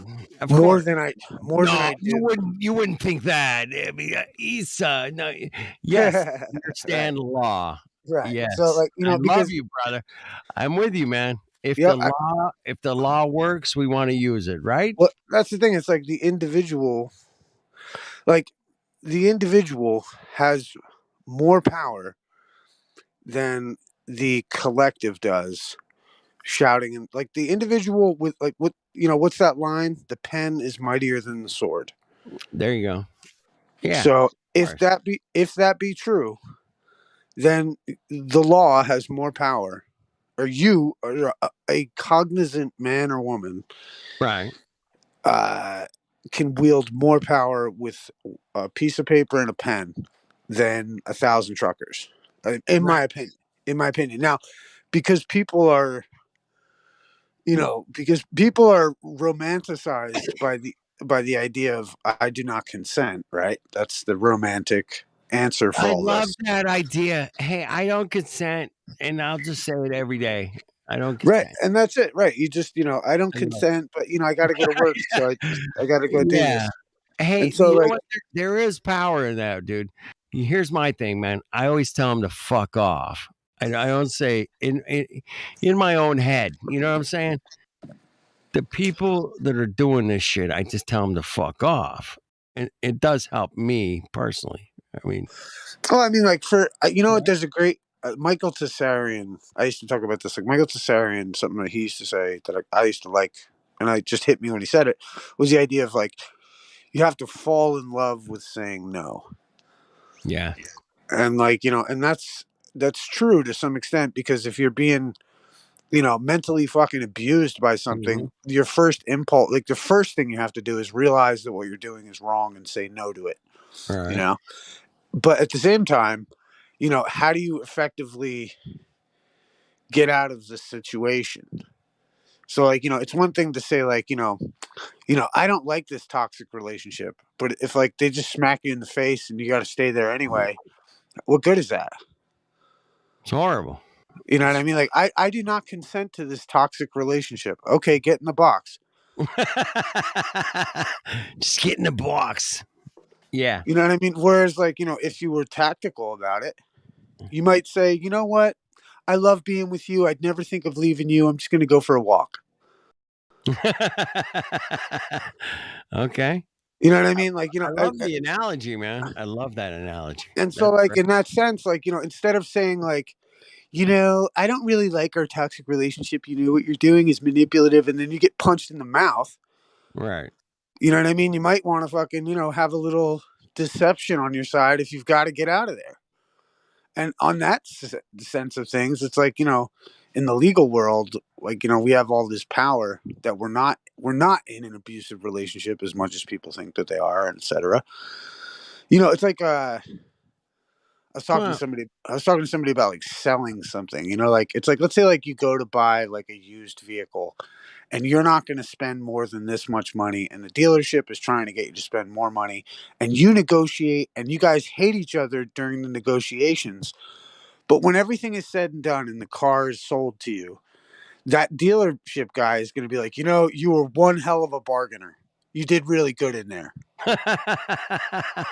Yeah. Right? And then they're going to respect you. Yeah. And so, like, I've actually been there and done that. Right. So, and the car dealership guy's like, you were a nightmare to deal with, but that's how you do it. Yeah, that's how you did it, man. We went through a fucking nightmare to get to a deal. So, right? And that's right. And that's how I've been there. And the last time I bought my wife's car, man, it was like I had the cash, and then they wanted to add this and that, and I'm like, no. Right. You just kind of had to deal with it, right? But the guy respects you at the end of the process. At the end, man, we shook hands. I hugged. Yeah. Right, and they congratulate you on being like, you're one stubborn motherfucker, and they respect you. Even the guy said, "Hey, man, you get the best deal in the car lot." There you go. Like, of course I did. Right. Well, he ain't going to tell you that he's going to sell it to you at that price in the beginning. Yeah, but And like, and so, but the same thing is that's how people are walking through life. They're like, well, the listing price says this. He'll never give it to me for that much. Never give it to me. No, I'm not. And then what do you call it? And then somebody goes in and gets a deal, and then everybody's like, but the sticker price said this. You're wrong. And it's like, no, that was the offer. That's you made right. you know what I mean? You made a counter offer and everything, and that's life. That's how it goes. And like, either you understand it or you don't. I remember the first time. Isn't that how the billionaires do it in their head? You know what surprised me, man? When I first got, what do you think? I want you to step into a billionaire's head and say, "Hey, man, how would I handle this?" Well, it's like, I remember my mother taught me a valuable thing. When I first got a credit card when I was younger, I got the credit card, and then my mother was like, "Okay, now call them and ask them for a lower interest rate." And I was like, "Okay," and I did what she told me because I didn't know any better. Right. And it was like a 7% interest rate. I called the company and I said, "Hey, can you lower my interest rate?" And they were like, "Yeah," and they lowered it to 2%. And she was like, "There you go," and I was like, "Cool."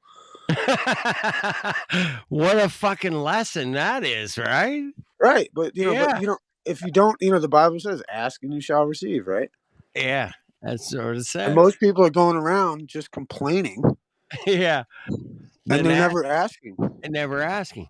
I agree, man, 100%. You ask and you give at the same time, man. You got to give. Right. You're giving them. To give. Now, that's really an essential point, man. Is giving and receiving. It's positive, negative. It's what we do. It's what we have to do. And it's a beautiful thing when you do both. You give and you get and you receive. It's fuck, man. It's really it's too simple, man. It's too simple, Issa. You give and you receive, man. And I used to like me and a friend of mine. We were saying, you do the for. What is it? For the giving is for the getting. Like forgiving is for forgetting. Right. And so you gotta for the giving is for the getting. Forgive and forget, man. Like that idea of like, you gotta forget. Cool language. You know what I mean? About language earlier, man. That is forgetting. That's some great language, man. Damn. The language. For the giving is for the getting. Yep.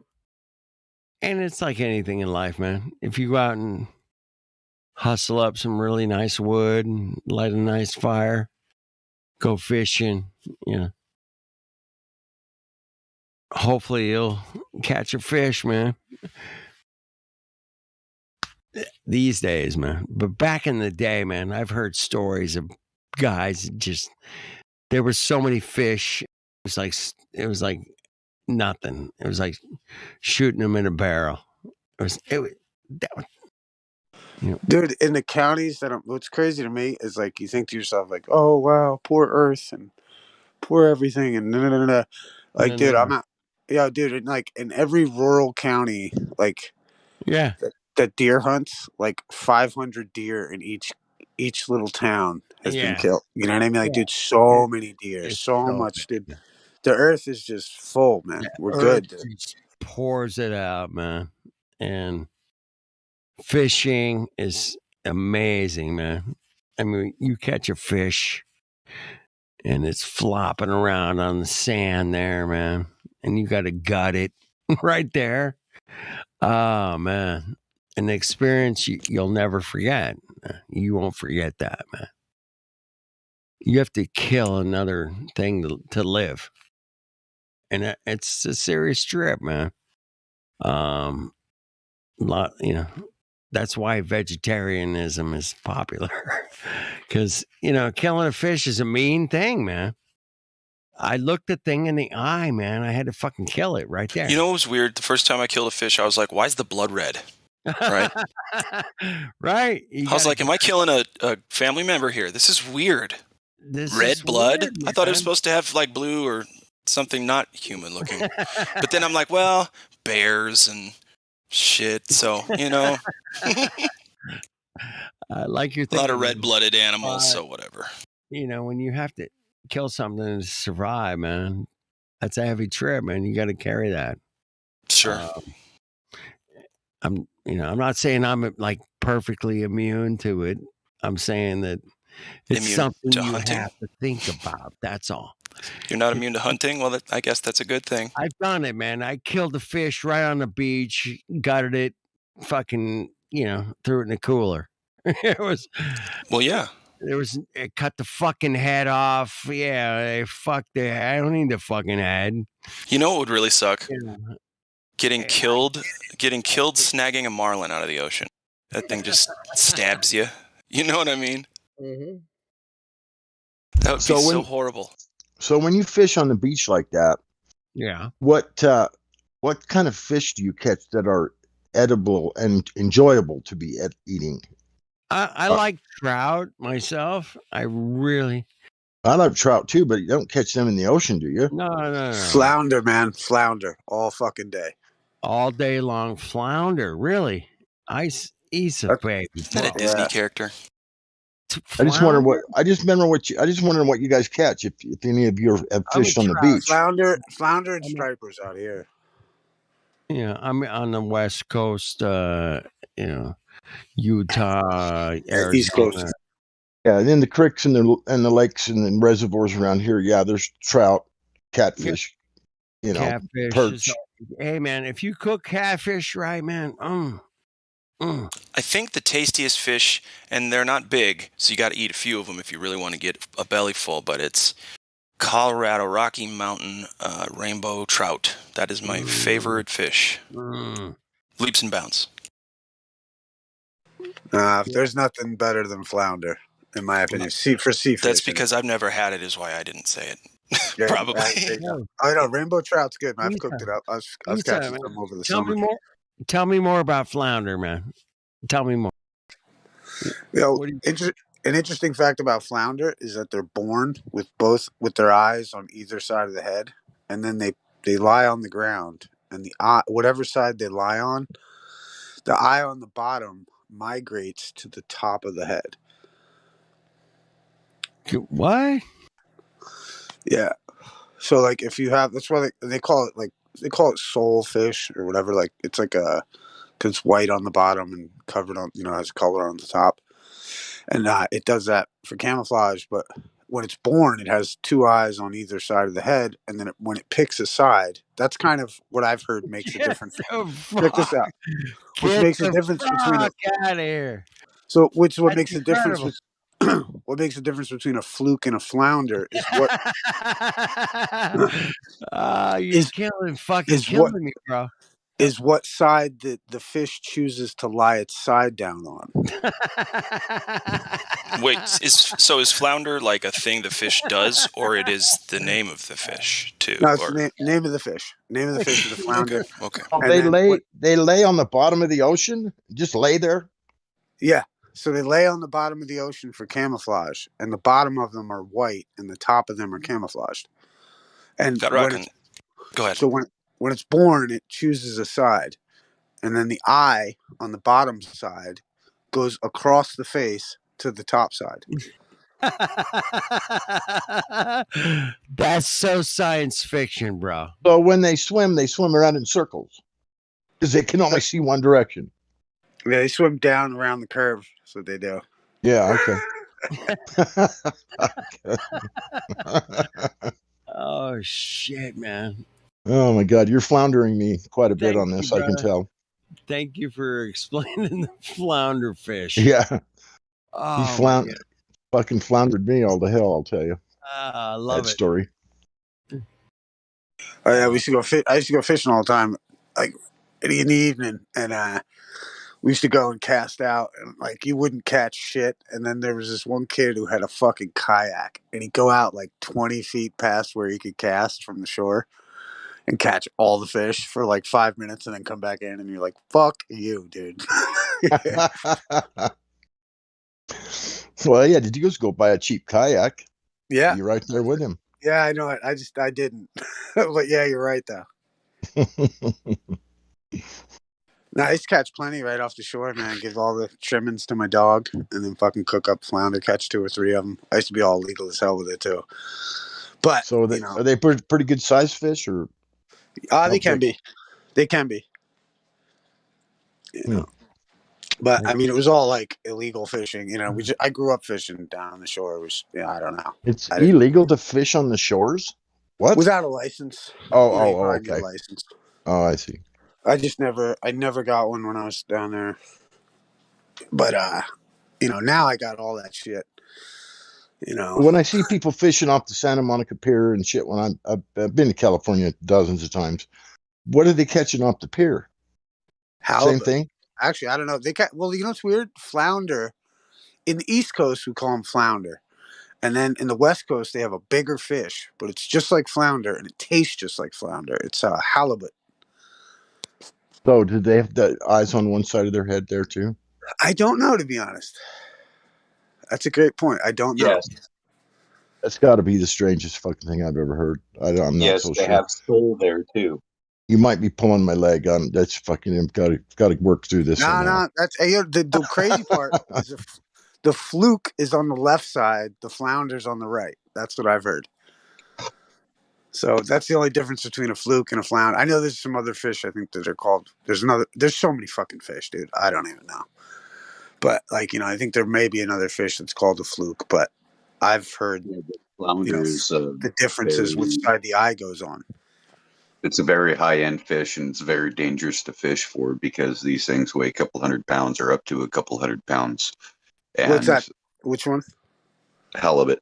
Yeah, but they're like a big flounder, if I'm not mistaken. Yeah, they're different though. The meat's a lot better. Yeah. Oh, I love halibut. That's just good. I tell you, I like flounder more. I don't know why. I'm just maybe just because I'm East Coast, but I got it more often. I guess probably. Well, flounder's good, but sole's even better. It's got that. Is there a difference? I always wondered, I know I've heard them. They're called, because flounder can be called a sole fish. I really don't know the distinction though. It has to do with the coloration. Right on. Because we got a lot of sole flounder, not a lot of flounder, but they're called sole here on the West Coast. Got it. And the weird thing is the meat on them, it's a lot more dense. Like it's not like how like on a halibut, how the meat's spread apart. Yeah. You have actual medallions that you can get off of that meat, off of the fillet. Well, this one, it's not quite like that. It's a lot smaller, and those connective tissues are not even there, so it just slides off in little pieces. Oh, it's good. Is that the sole? Yeah. Yeah, interesting. Yeah, you know what though? I could never get down with the West Coast. The ocean was so cold. I was like, what the fuck is this? That's stupid. Oh my god, it's like the ocean's perpetually 40 degrees. Go fuck yourself. Yeah, I grew up down in Jersey, and the ocean is just like bath water in the summertime. It's it's fucking amazing. It's awesome. Yeah. Isa, they had the transatlantic sail race. You ever heard of it? I've heard of it, but yeah, it's like from England to New York or whatever. It's the transatlantic sail race. It's been going on for over 100 years, right? Since Columbus, right? Well, yeah, exactly right. Same thing. But they have the Trans-Pacific sail race, man. It only goes from California to Hawaii. That's the Trans-Pacific sail race. And it's only been around for about 50 years. I just find that interesting that they wouldn't go all the way to Japan, man. What the fuck? Why wouldn't sailors want to go all the way from California to Japan? For fuck's sake. Why would they not want to do this? Why would the obscurity of history say, "Hey, man, I don't want to sail from California to Tokyo because I'm a cock, fucking piece of shit. I suck, but I'll go to Hawaii, no problem, no problem." I bet World War II had something to do with it. You think? Maybe. Maybe you just should be thankful they didn't choose Midway Island. Trans-Pacific, fuck off. I've looked into it.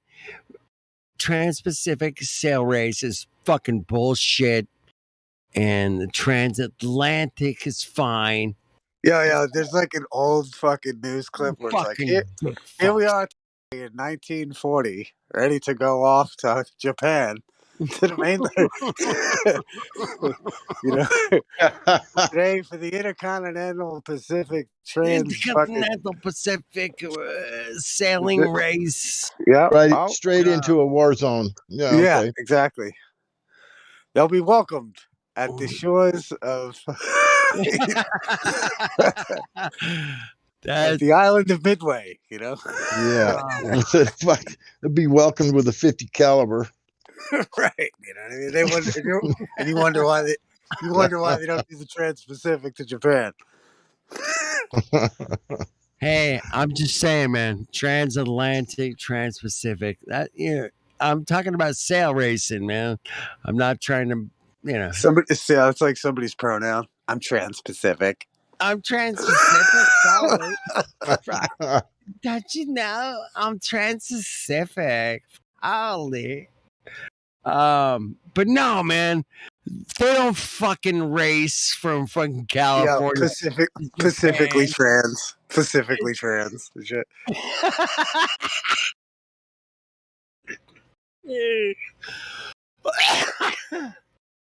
I'm very Pacific. Oh shit!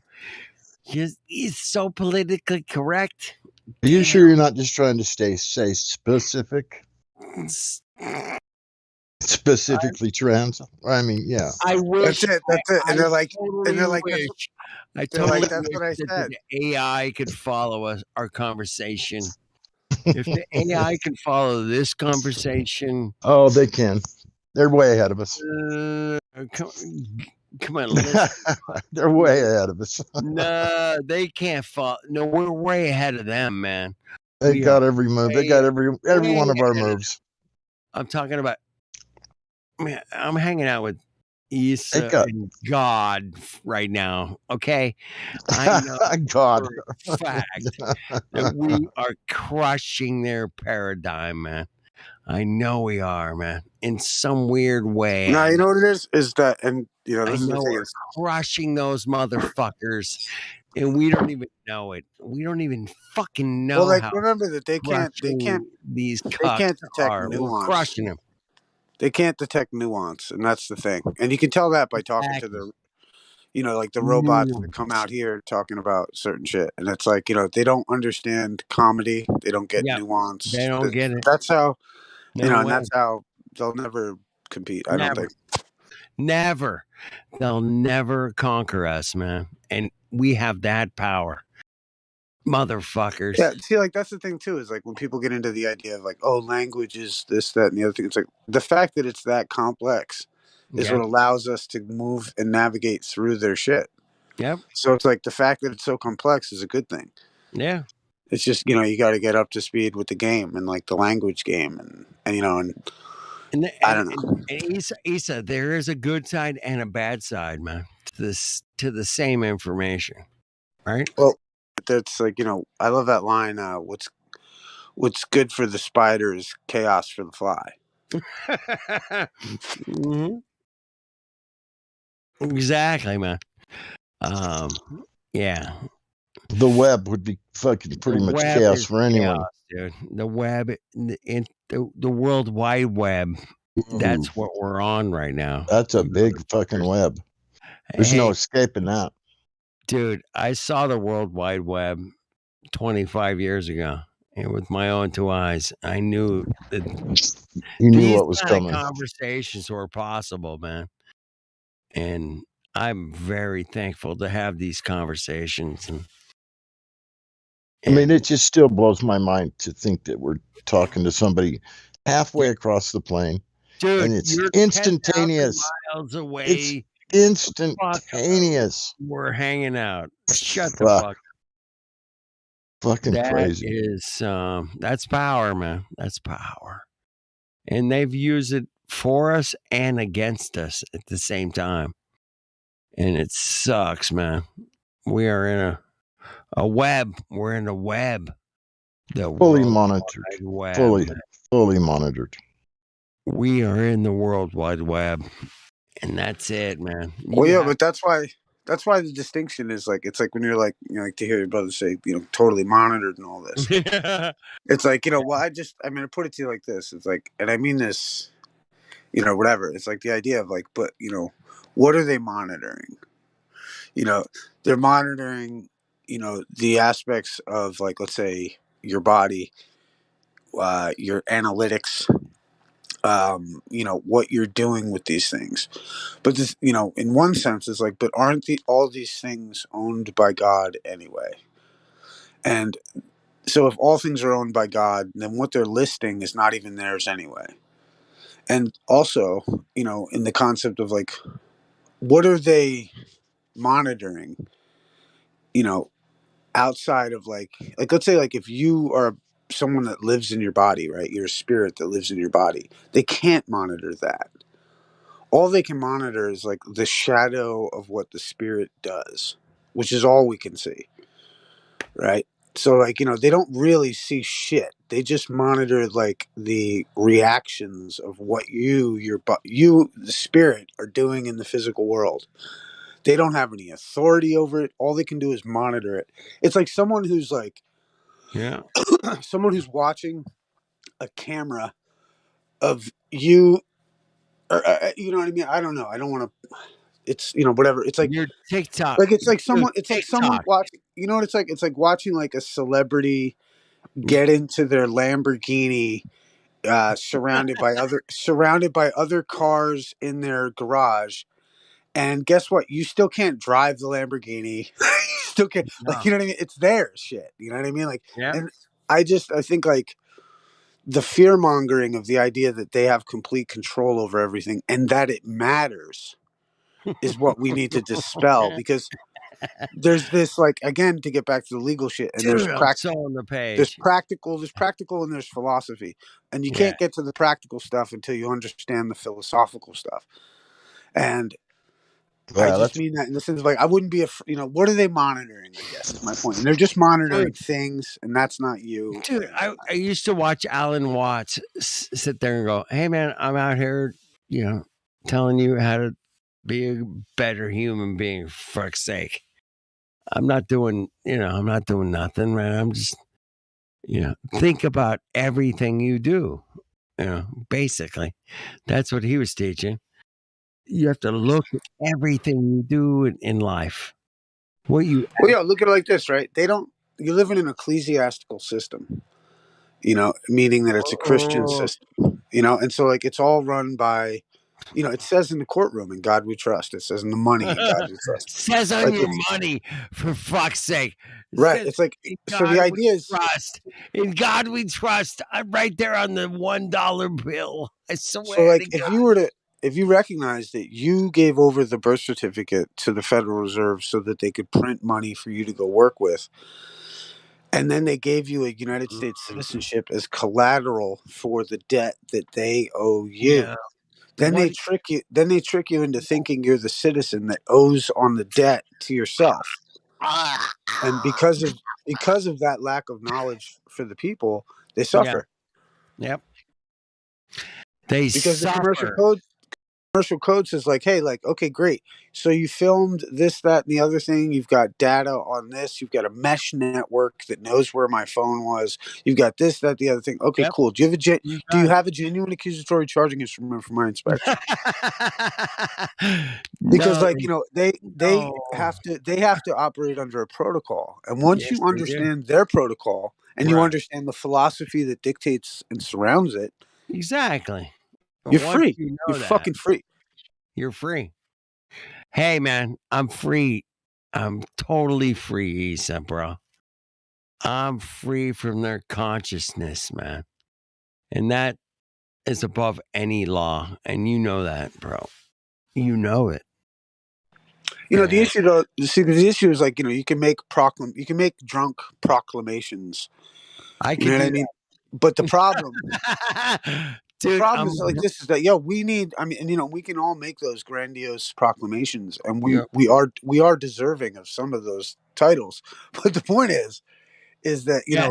we fucking also have this practical means to be able to, that the machine operates on. It's like Tesla probably got high and drank a bottle of wine, thought No about shit.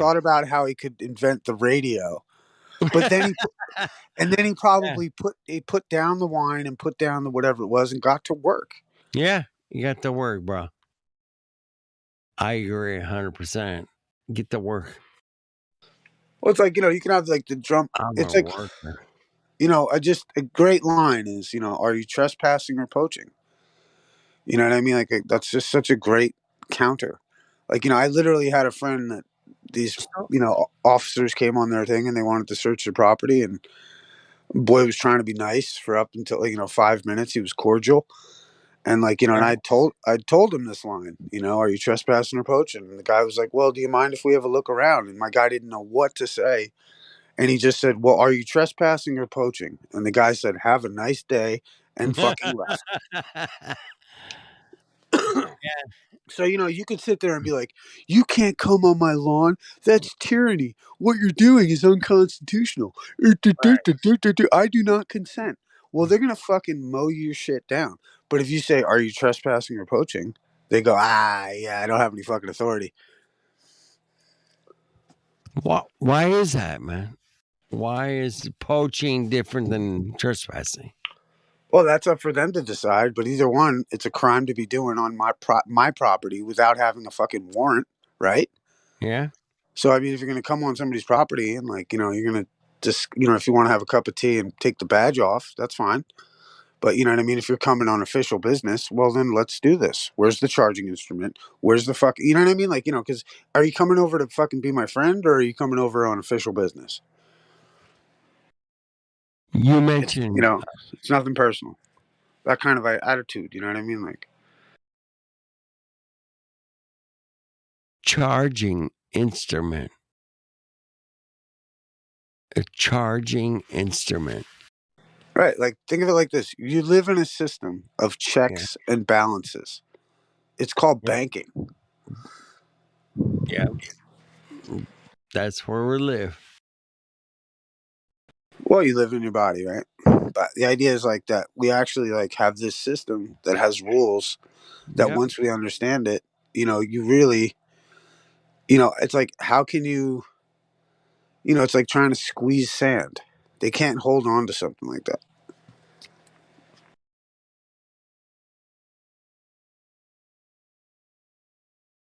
These motherfuckers are squeezing sand right now. That's and it. they're squeezing our fucking sand, which is, pretty prevalent in our reality, man. These motherfuckers are squeezing the sand and trying to get every drop out of it. And it sucks, man. It fucking sucks, bro. You guys can, we've all experienced the think of it like the oppression of our situation, man. And we have all tried to rise above this fucking oppression, man. And I think we've done a great job, man, so far. Cheers. Yeah. Okay. Thank you.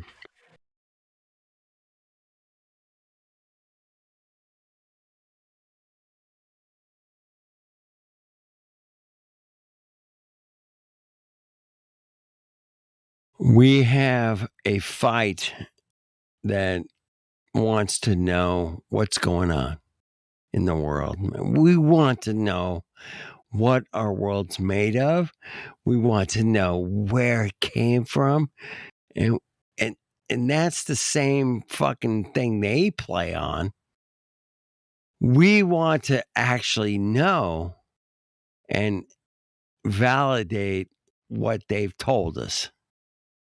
And that's all, man. We're not like dickheads or hey man, you told me we're on a spinning ball shooting through the atmosphere 66,000 miles an hour shooting around the sun.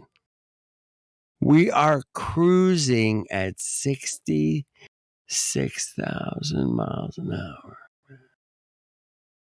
And we have been able to maintain a level, stationary plane in our reality. Thank you. Thank you very much for the stationary reality that I live on. We all live on this stationary reality.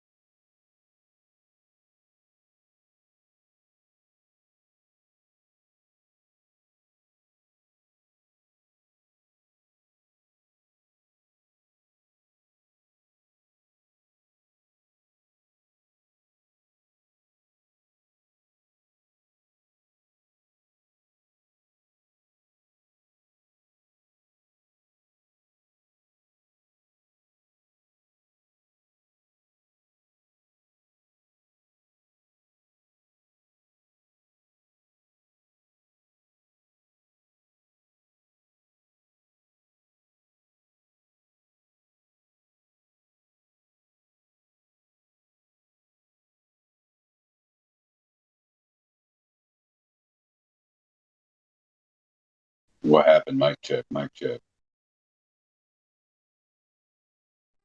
Oh, you get it.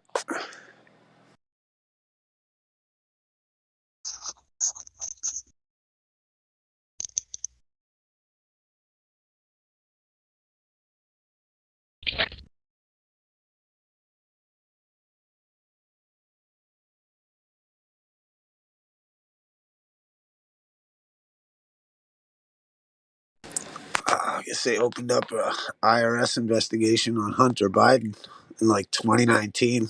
Starting to come to light.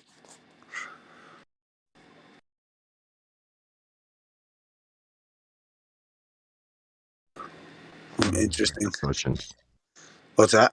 There won't be any repercussions for that. Like there never is. Fucking I don't bastard. know, man. I feel like I don't know. I'm on the hopium, man. You know, like I think like I think all these bastards that it's like we're watching a movie, right? And I feel like all the bad guys are set up to get their ass whoopings at the end of the movie. I don't know. I think that's what's happening. I think there's like a grand, I think like people are kind of going through. It's interesting. Like they say that millionaires don't use astrology, but billionaires do. And like this idea that like there's this story in the stars, and that like it's even in the Bible kind of a thing, and it's referenced. The story of the stars is referenced in the Bible kind of thing, and that like these elites are following this shit, and according to the script, You know, we have to leave this age of war and debt and go into this war or into this world of prosperity. And in order to do that, they have to handle the national debts of the nations. Because the people will not accept responsibility for the debt, in the sense that the people still think that they're citizens, and by doing so they define themselves as this limited role in this machine, and they can't get out of that concept. So because of that, they've had to manipulate and make it appear that China owns all the national debt, so that we are eventually going to blame China for the Cocoa Puffs and absolve the country of all the debt. So that movie has to be played out for the general public in order for this to happen, because the people themselves can't figure out how to discharge the national fucking debt. And if you can't discharge the national debt, you have to have space programs where you find asteroids full of nickel that you're going to mine for 4.7 quadrillion bazillion dollars, right? So until this is why I even like myself, like I came out with this idea to the flat earthers, because I thought to myself, like, oh, here's a awake group of people that might understand the philosophy of discharging and forgiveness and da da da da da. And it's like I got fucking screamed at. People freak the fuck out. But the idea is that, because I'm saying the government is good, the system is good. These bastards want you to hate the system and burn down the system, because it's the only system that still says that your rights come from God. And they want you to define yourself as a human being, which is not a man or a woman. And they want you to have the Declaration of Human Rights from the UN of a world atheistic government, so that you don't even have the ability to ask for that discharge of the debt under the ecclesiastical system, which you are fucking entitled to, and which you have a right and a duty to discharge. And because we can't figure that fucking game out, they've got to play out this big fucking show. And part of the movie is Biden and all these bastards getting shown to be Chinese fucking agents. Whether you believe it or not, that's the movie. So I think we're in for something good, because they got to discharge the debt. And this goes back to the 3 terms of 70 years agreements, part of the Jewish banking system, and it's known as the Jubilee. And then you've got these fake fucking psyop motherfuckers with the whole Nasara Gassara bullshit, trying to mask this information by coming out and saying aliens did it. It's interesting. It's fucking fascinating. But like, I think we're in for an okay ride. I think it's going to be a tough couple years, though, because there's the 7 years of tribulation, right? You got to have 7 years of tribulation. So that's 2024 that brings us in some calendars. I don't know if anyone's following me, but I think this shit's fucking interesting as hell. I don't know.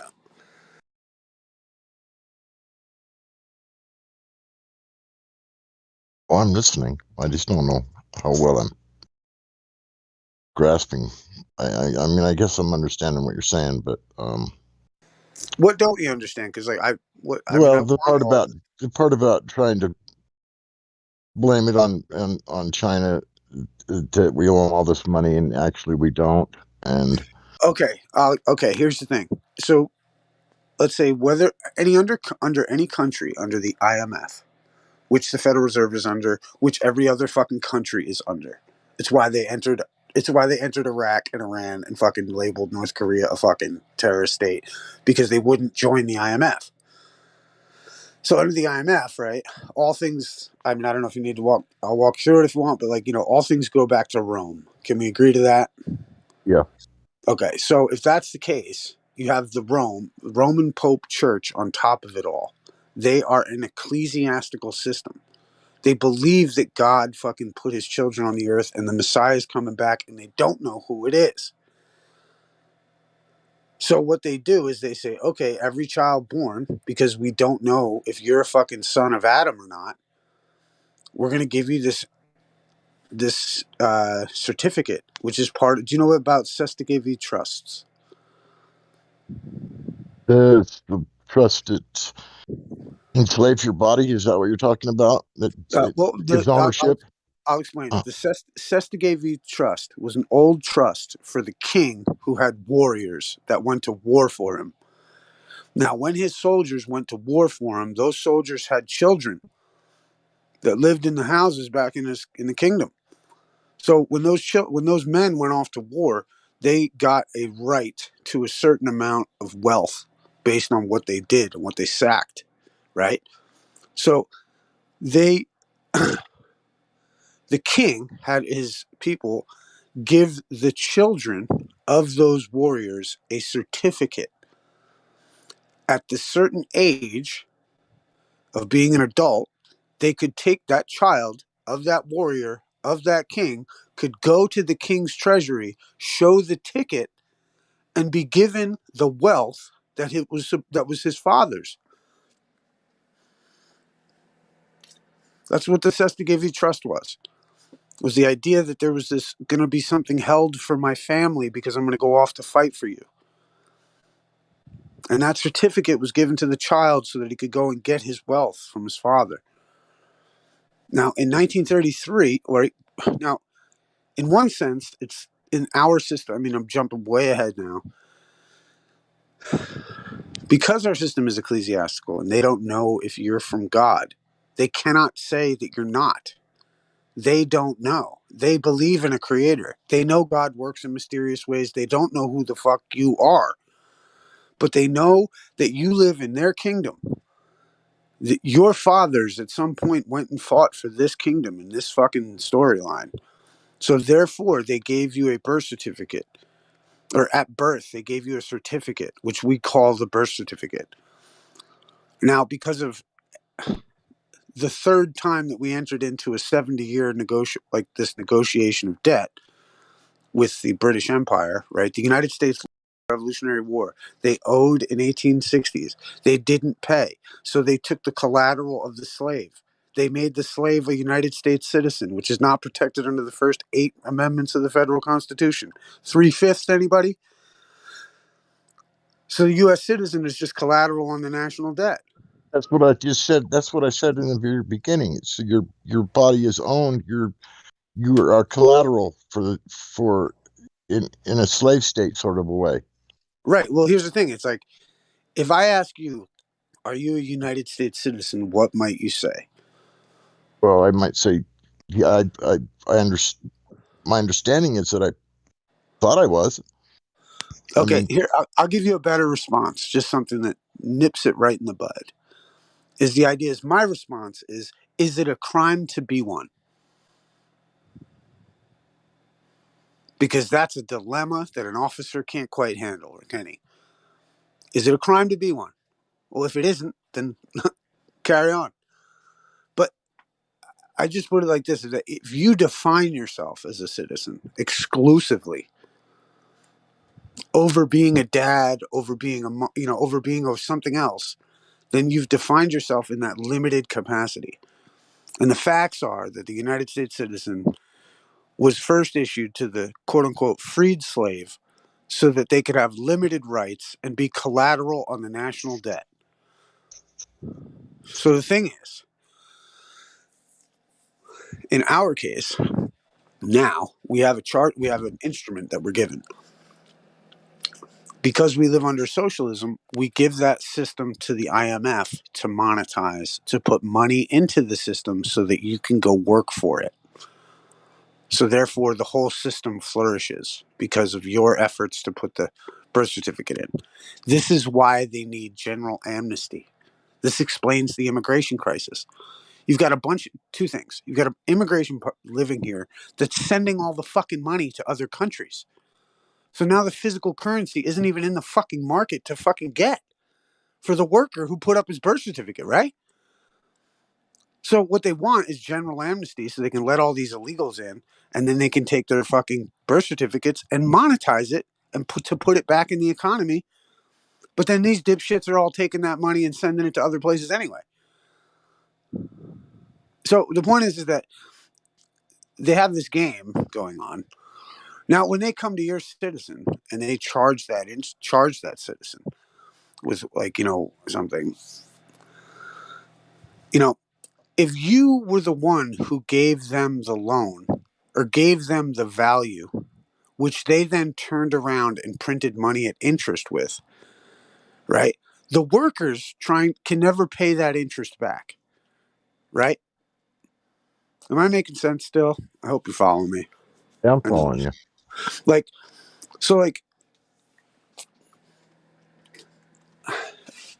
I'm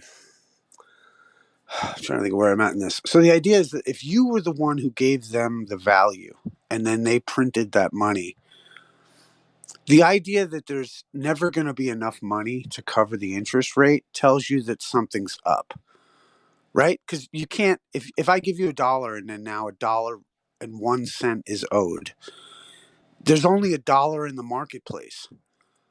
So you're going to be my slave at the end of the day because you can't ever find that other penny to pay me back because it doesn't exist. So therefore, that some kind of fraud is going on. And this is why people talk about, oh, this is the name fraud and the this fraud and the whatever fucking thing. But reality is that you've given over this instrument and they owe you the principal and that interest. Only by you thinking to yourself that you're a fucking citizen, that you fucking owe, do you put yourself in that box. When the facts are, you are the fucking guarantor of the trust in the first place. You have all the fucking authority. But because of your mind, and because the way we look at this shit, we see ourselves as strictly the citizen. And it says on the fucking wall, in God we trust, and it says in God we trust on the money, and motherfuckers are living this illusion of thinking that it doesn't mean anything. And that, well, that's just stupid. I can't approach that topic in this arena because they think I'm crazy. When in reality, like we just said about the car negotiating, when you get done and it's all said and done, the judges and the whatever are going to look at you like, wow, you're a real motherfucking American. And I know because it's happened to me. They fucking respect me because I don't let them, because they don't have the authority and I make it known. And I think if everyone had that understanding, we would eventually bark back this tyrannical fucking bullshit to the point where it would look like anarchy. Because you wouldn't need anyone to govern you because you would be governing yourself. That's why I love my government, because government means mind control. I control my mind, so I love my government. Anyone who says that they hate their government is fucking mentally deranged.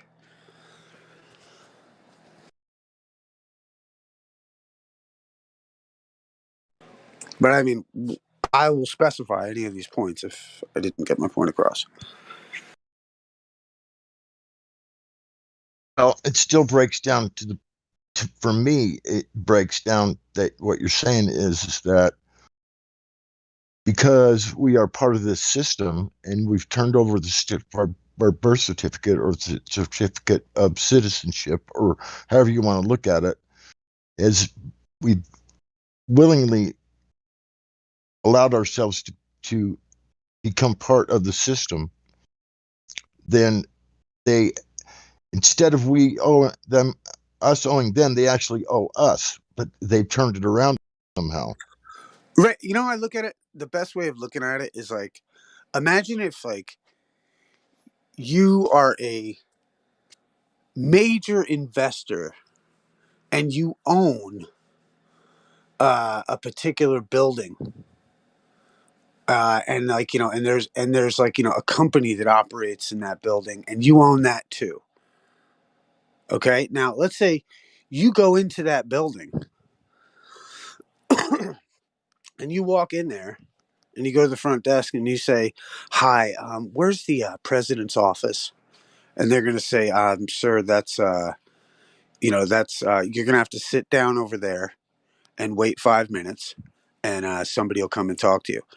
And then, so like, let's say the janitor's walking by, and he goes, you don't look like you're doing anything. You want to mop the floor? And you're like, oh, yeah, okay. So you pick up the mop and, you start working. And then another guy comes down and he goes, hey, you with the mop, I need you in the back. And you're like, okay, I'll go in the back and fucking mop this up too. And then the next guy comes and he's telling you what to fucking do. Now, or you could walk in and say, hi, how you doing? I'm a major investor in this place. This is, this is my thing. I'm going to be going up to the top floor. I need a pass from your whatever. I need one of those certificates or the things. Here's my ID and I want this. And the lady's like, and you're like, yeah, call Judy over here. She'll tell you it's okay. She calls Judy. Judy gives her the go ahead, says, yeah, fucking whatever. You get your thing and you walk in like you fucking own the place and you're not fucking a janitor. So either you walk in and you get told to mop the floors and you're like, well, I guess I'm not doing anything else today. Or you walk in and you go, why would I be mopping the floors, sir? I have business upstairs. And I'll tell you what, why don't you mop the floors because it looks like shit. Instead, we're going in there and we're taking the position that they've given us. But you own the fucking place. You own the building. They all work for you, but they've never met you before. So how are they going to behave? They're going to treat you like anyone off the street. So when the judge says, who are you? And you say, well, I'm so-and-so at 123 B Street. He goes, oh, cool. U.S. citizen slave. Got it.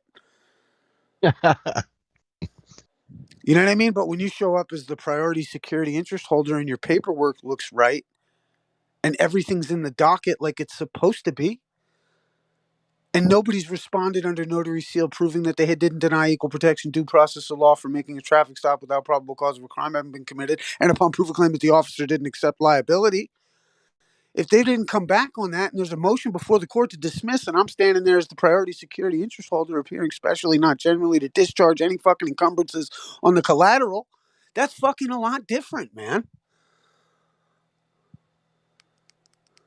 It's a lot different than coming there and being like, yeah, I'm a citizen. Well, how does all this take place in the manner you're speaking of? Just by verbal communication. It doesn't happen that way. So all stuff's going to have to be documented. Well, right. And that's what I mean. I've done it from a cell. I've done it from my fucking living room. I've taken money from big companies. There's nobody. I don't even debate this shit anymore. There's no debating this. And I don't mean to be a dick. I just get what I'm saying is like a lot of people. It's like, they always tell me, oh, this will never work. And this. And I'm like, oh, did you go in there and say this? And they're like, no. And I'm like, cool. Then shut the fuck up. And don't be so hopeless. And don't be telling people to be hopeless about this situation because this isn't a hopeless situation. In fact, it's so weird to me that, like I've always said, the first sip of the study of law, you hate the system. But at the bottom of the glass, God is waiting for you. And it's like, you have to go through all this bullshit and figure out that there's a fucking debt problem. There's a name fraud. There's a this going on. There's a that. You got to go through all that negativity. And then, they own everything. And they own the districts. And they own this. And that's what the districts are. And this, that. And the only fucking escape is, it's in the Bible. Be ye not conformed to the world, but be ye renewed by a continual transformation of the mind. It's like the flat earth. Like, this is the thing. It's like, it's the same set of information that the ballers use that we use. It's the same fucking information with a different mental, conclusion. And neither one can really be falsified or proven. Therefore, you have to grant leniency to the opposing side. And not until you can find forgiveness to forgive your enemy, to forgive the IMF, to forgive the people who've run the system and abused everybody. Can you forgive them? If not, then you lose.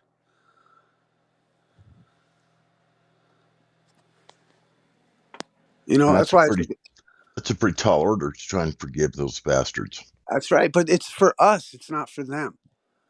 It's for us to be able to forgive. For the giving is for the getting, like we were saying earlier. Yeah, I can relate to that. You know what I mean? Like you have to give, forget, because are you perfect? Are you not full of sin? Are you not worthy of forgiveness from the Lord above? And if you don't think that you're a sin, or if you don't think that you have some correction to do, then you're not paying attention. Because everybody has correction to do. Everybody, even the masters, even the highest level people have fucking shit that they can't. You know what I mean? Like all of us have these dilemmas. But I think it's because it forces us into this notion that how almost divine is it that we even have these thoughts, and how fucking cool is it that we can talk nowadays, and that these ideas are being revealed to the world. Especially in opposition to this tyranny that's going on as well, because we're the cure. This is the cure. This is the cure to their ailment, and the patient doesn't like it.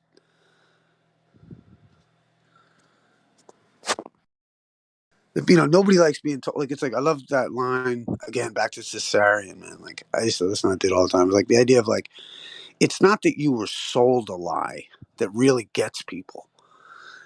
It's that you bought it. That's what the killer is. It's the idea that you accepted it. It's not the fact that somebody sold it to you. Like, you know what I mean? Like, people, that's the disconnect with the psychology. It's the idea that you have to look inward and be like, damn, I actually believe that shit. Yeah, I used to.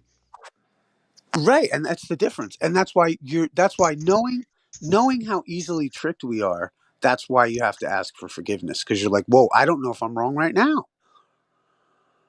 Do you know what I mean? At least have the ability to have that kind of skepticism, But I love that line too. Move, what is it? Rest in reason. Move with passion.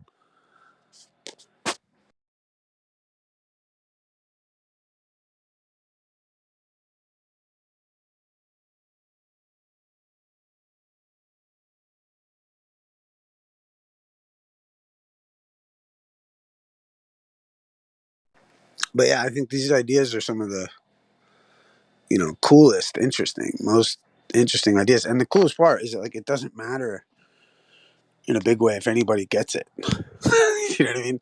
And it almost doesn't matter if I speak freely about it, because I feel like God puts a seal on certain people's hearts and their ears, and they just ain't going to get it anyway. But for the good folks out there that do get it, to me, it's the gold at the end of the rainbow of conspiracy world. Like, when you get down to the bottom of the fucking, if you actually, you know what I mean, there was fucking gold there. This is it. This is how I see it. Like, it's the philosophy meets the road in law, and they have to respect it, because at their basis, it says, in God we trust everywhere. They can't lie. They can't cheat. But if you lie and you cheat, like, if you're a spirit from God and somebody says to you, where do you live?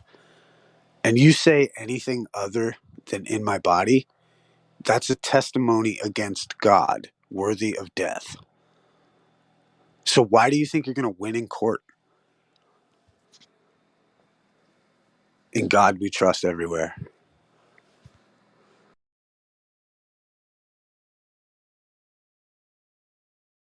It's almost like those judges are righteous as fuck, destroying the heathen. You're going to come in there and say you live at 123 B Street and not as a spirit in your body? Cool. Go sit in a fucking can. It's righteous, almost. Fucked up. But if you follow me, I don't know. Because it's a lie against God to say you live somewhere other than your body, right? But then if you don't have an answer to carry on that conversation, you look like a lunatic. So you better know your business.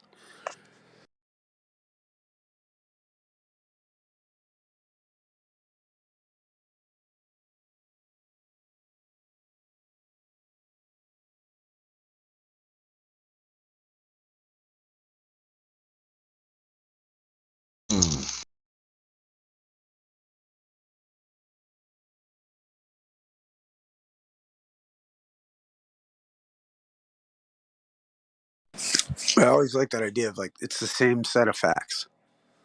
You know, that's why I always like, you know, I didn't write the rules, bro. These are the rules. You know, show me gas pressure without a container. I don't know. You know, it's like, just come on, where is it?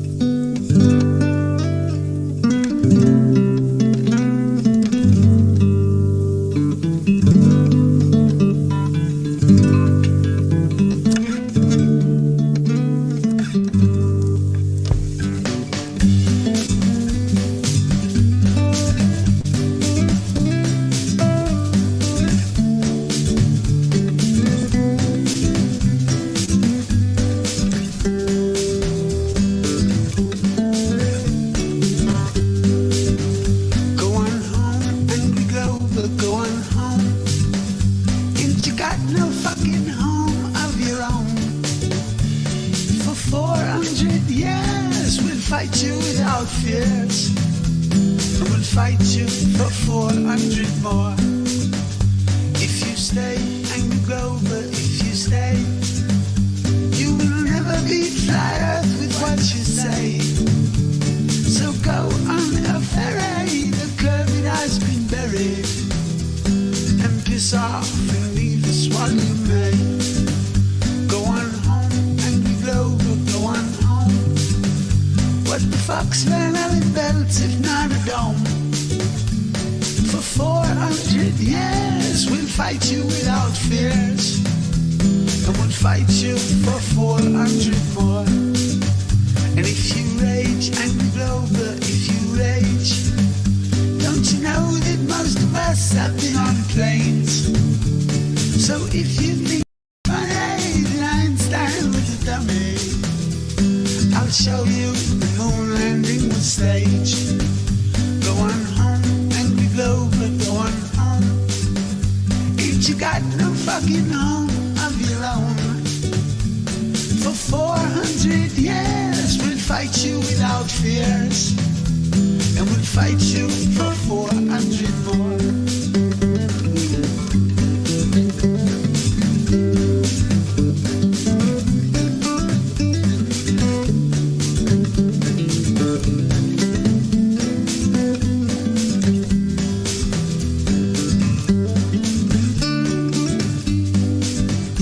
I'm not spinning, I'm not turning on an axis. I'm centered on everything I see. So fuck your Google Maps, we wanna flat Earth back and live in reality. Go on home, Angry Grover, go on home. Ain't you got no fucking home of your own? For 400 years we'll fight you without fears, and we'll fight you for 400 more. If you stay, Angry Baller, if you stay, you will never be fly earth with what you say. So go take a ferry, the curve it has been buried, and piss off and leave us while you may. Go on home, Angry Grover, go on home. What the fuck's Van Allen belt if not a dome? For 400 years we'll fight you without fears, and we'll fight you for 400 more.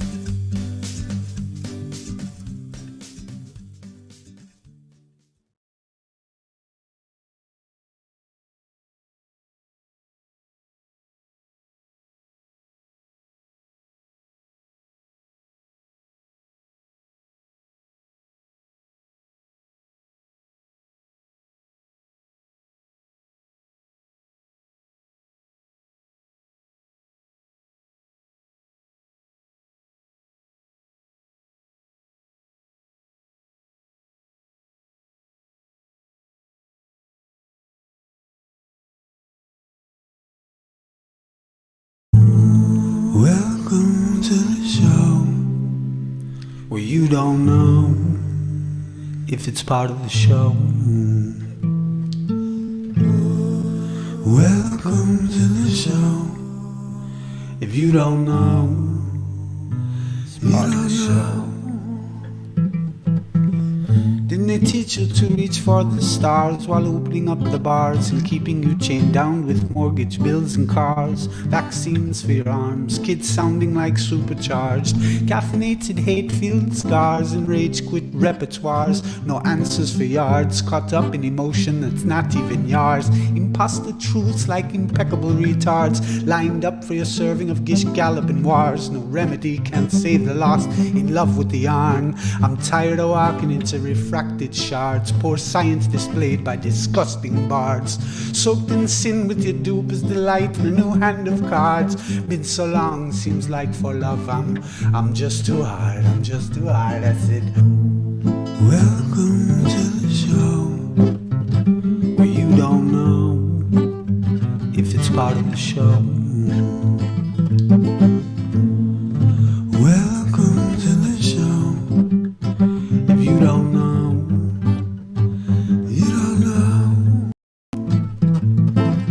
Intoxicated 8 makes you believe you're spinning in space, while you have no shame or grace. It's a disdainful state I used to contemplate, how to save myself from my own self-hate.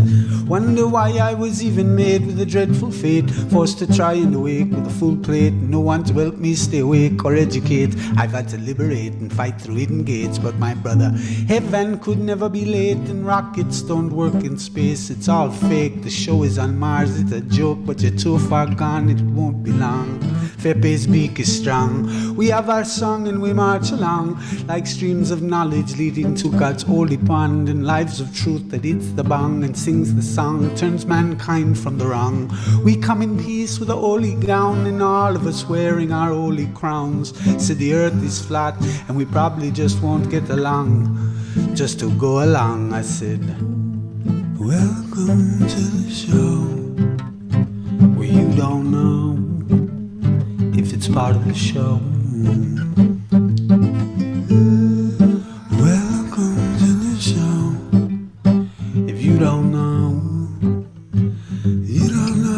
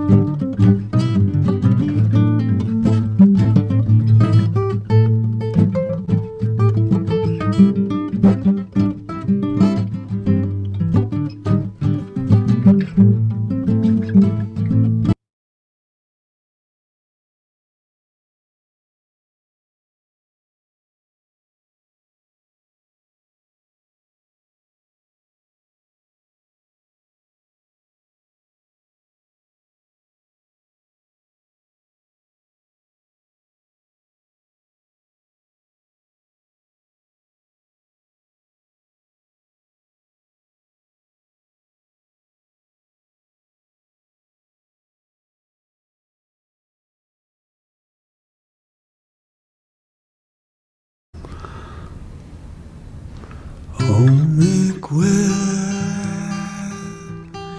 try your best. Oh, make west, you tried your best, couldn't pass the test of Anthony Riley. Oh, make west, you tried your best, couldn't pass the test of Anthony Riley. McWest, you really tried your best, didn't pass the test of Anthony Riley. Oh, and Ranty rants with his videos, and it's clear that Mick West doesn't know that it's hard to determine so many things. It's not that easy as they would have you believe. Oh, Mick West couldn't pass the test. Oh, Mick West You tried your best, couldn't pass the test. Oh, Midwest, Anthony Riley.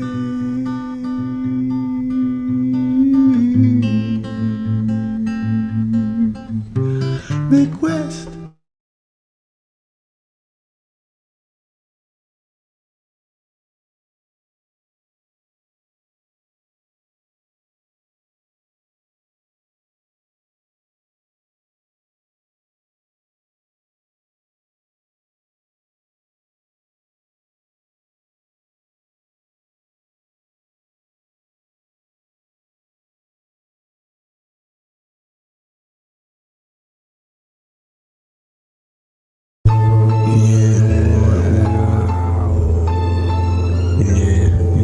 Johnny Apples, the headphones, not to be mistaken for things, alright.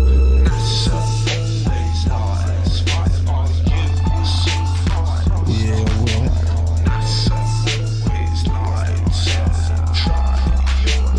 Alright, darling. Yeah. Alright, so the earth is slowing down, yeah? Alright. Yeah, more earthquakes underground, yeah? Cause the world gotta be round, yeah? Said I'm intellectual, edible. You might be forgettable, but it's still upsettable how much time you've had to lie about the moon landing in the sky, you know? I could cry backwards, phallic animals landing backwards from on high, and fake X taking people for a ride. It's disgusting. I tell you, I see it every time. NASA always lies. Dry your eyes. NASA always lies. So dry your eyes. NASA always lies. Why are you surprised? NASA always lies. So dry your eyes. But it's just a fad, and the people are glad. Some have recognised we've taken all we've ever had and saddened Christ like your don't make grown-ups laugh. You're a gas, a hypocritical miser, a disguiser. Yeah, he went out with the movie lad, like the Challenger and the twins and all the astronauts allegedly have. Yeah, watch the gun grab, the doomsday clock that never seems to stop. Yeah, tick-tock like the bow tie to be crucified. Live on public TV while scientists wonder why the curve is hidden from the eye. They try the mental gymnastics enterprise. Yeah, like that coach from the Olympic trials. When Nickelodeon filmed with the Hollywood stereotypes. Taking advantage of the reckless lives. I've had enough. Yeah, I've had enough. I've had enough. I've had enough. I've had enough. I've had enough. I've had enough. I've had enough. I've had enough. I've had enough. I've had enough. I've had enough. NASA always lies. Dry your eyes. NASA always lies. So dry your eyes. NASA always lies. Why are you surprised? NASA always lies. So dry your eyes.